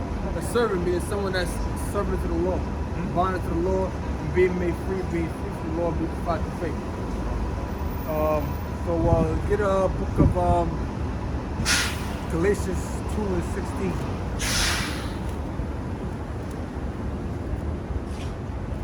This is Galatians 2nd chapter, the 16th verse. You had to catch a bus, right? Yeah. Okay. this is Galatians chapter 2. Yeah, cool.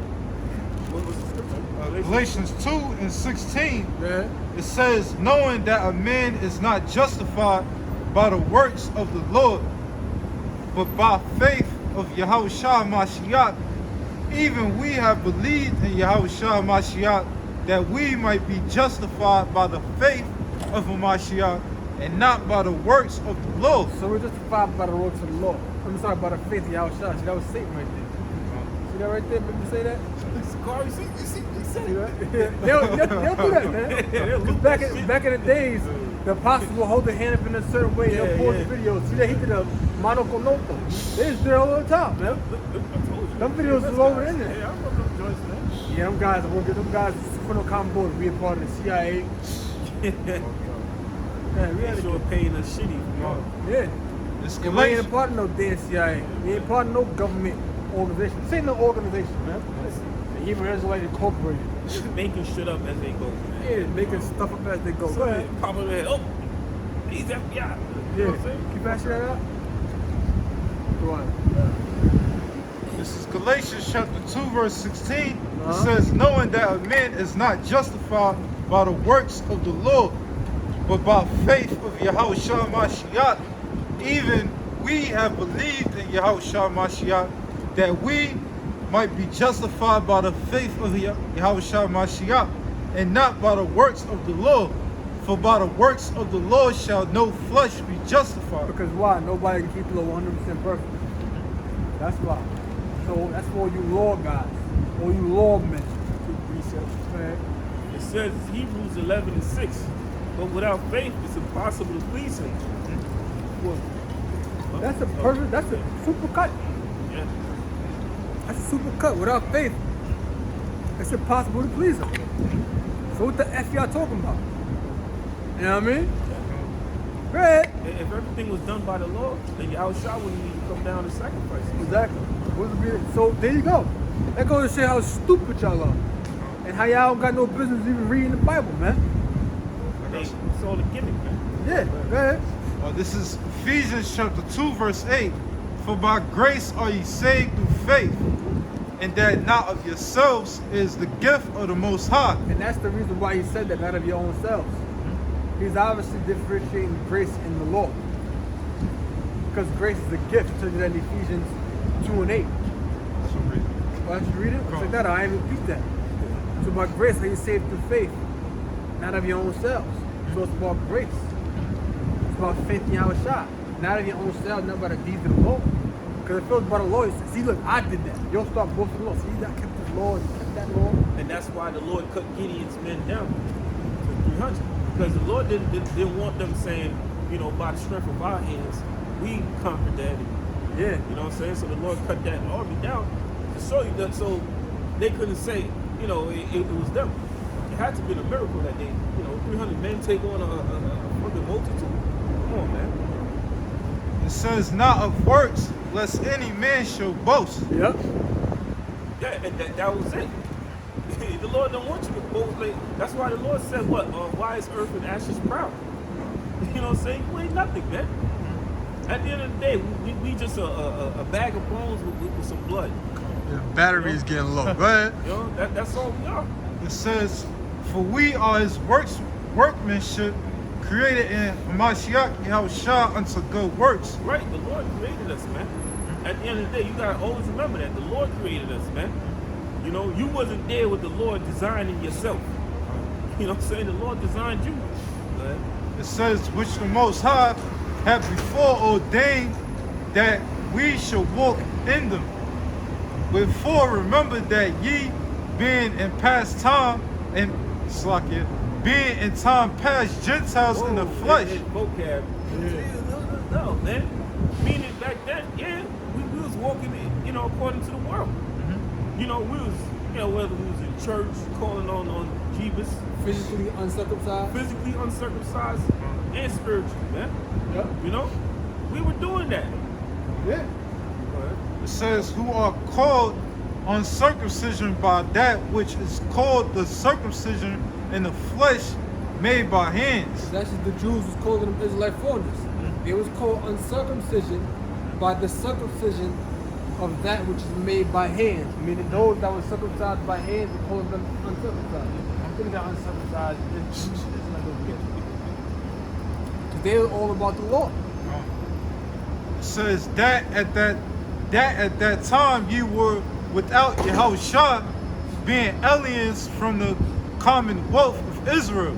Yeah, being strangers, man. That's what the word alien goes into, being a stranger.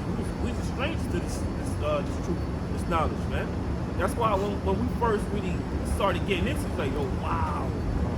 Whoa. You know, it was mind-blowing, man. You know, but, And strangers from the covenants of promise, having no hope, and without the Most High. and there was really no hope in the world, man. You know, because back in the world, one thing I used to think is that when you die, that's it, man. You just in a fucking void, and then you don't come back. There's no sign of life ever again. But now when you come into this knowledge, you realize, shit, it's better to die than to be here. You know? Because who was that said? Oh, Paul that said it, man. Paul said, you know, he'd rather be with the Most High than to be here, man. It's better to be up there. But It says, having no hope. because there is an afterlife, man. You know, there's a place that you go to rest. You know, and the Heavenly Father is there, the Son is there, Yahushua, and the holy angels, man. And just like in Job, it says, you know, all the kings of the past are up there. Hell, they even told you that shit in the Lion King. Go ahead. It says, having no hope and without the Most High in the world. Right, because we didn't have the name of the Lord. You know, one of the first things you learn in this truth, I remember too, when I first heard the name of the Lord, man, I wrote it down. I wrote it down and I tried to memorize it, bro. I gotta memorize this, man. You know, I ain't asked no questions about it. I was like, that's the man's name. You know? But you had the same experience? Yeah. Oh, with Karad's out, brother. He told me your name. I told him to write it on my phone. That's the spirit, man.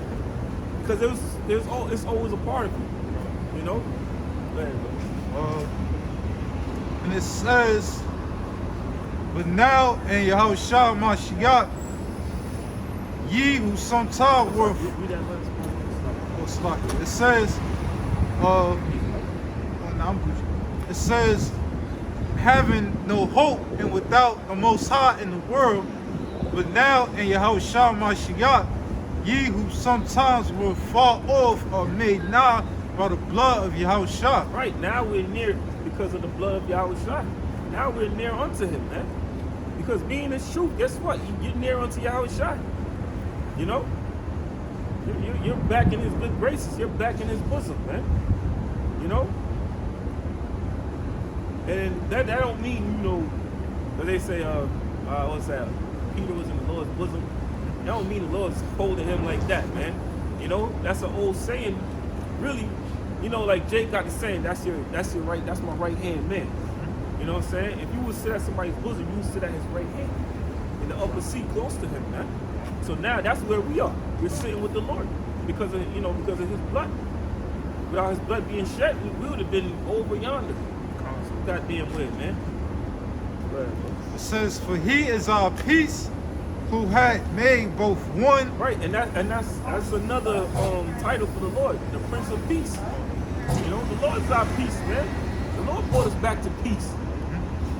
You know, peace with who? With him and the Heavenly Father. Through his blood, we're back in the good graces and in peace with the Heavenly Father and Yahushua.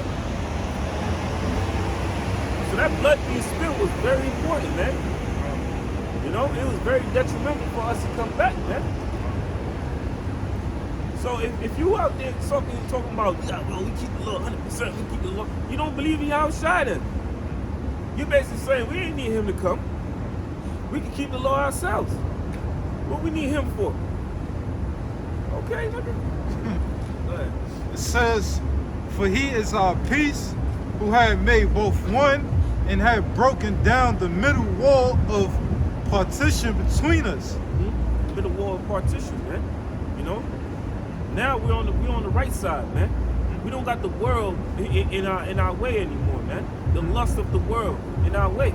The Lord took all that shit away, man. Really, we look at this world as fucking folly. It's fucking foolishness, man. It says, having abolished in the flesh the enmity, even the law of commandments contained in ordinances, for to make in himself of twain one new man, so making peace, Yeah, go ahead. I'm sorry, buddy. You want to? No, just like the scripture say, put off the old man. Now we're that new man. You know, our spirit is renewed. You know, because all that filth from the world is washed away, man. You know, it's just like, you know, you got a car. You know, your car's filthy, it's dirty, like mine right now. You know, then you wash it, it looks brand new again, man. And that's what the Lord did, man. You know? Go ahead, bro. It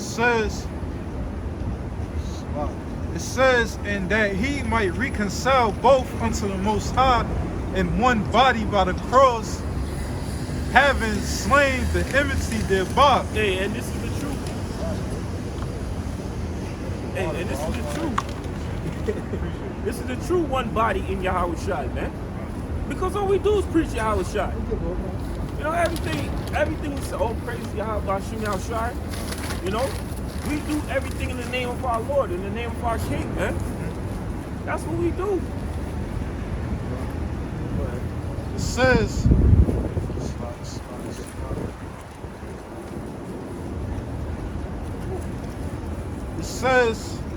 yeah, maybe we should do that. Start calling ourselves one body in Yahweh Shai. Since they want to, you know, go set up camp where the brothers in Texas set up, man. Maybe we should just start doing that shit. But we ain't, because it's good to say, you know, build not on another man's foundation. You know? It's like fucking UPK started coming, setting up right here now. Like, what that niggas doing here? First of all, we wouldn't fight them about it. We'll just, all right, cool, move on. You know what I'm saying? Get Galatians 3:28. this is Galatians chapter 3, verse 28.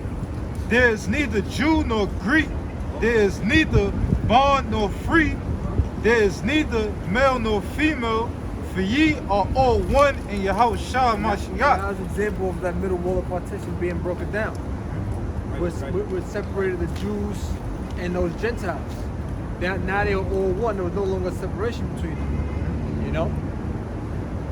Right. It says, and if ye be Yahweh Shai's, then are ye Abraham's seed and heirs according to the promise. And there you go. With that, we're going to close.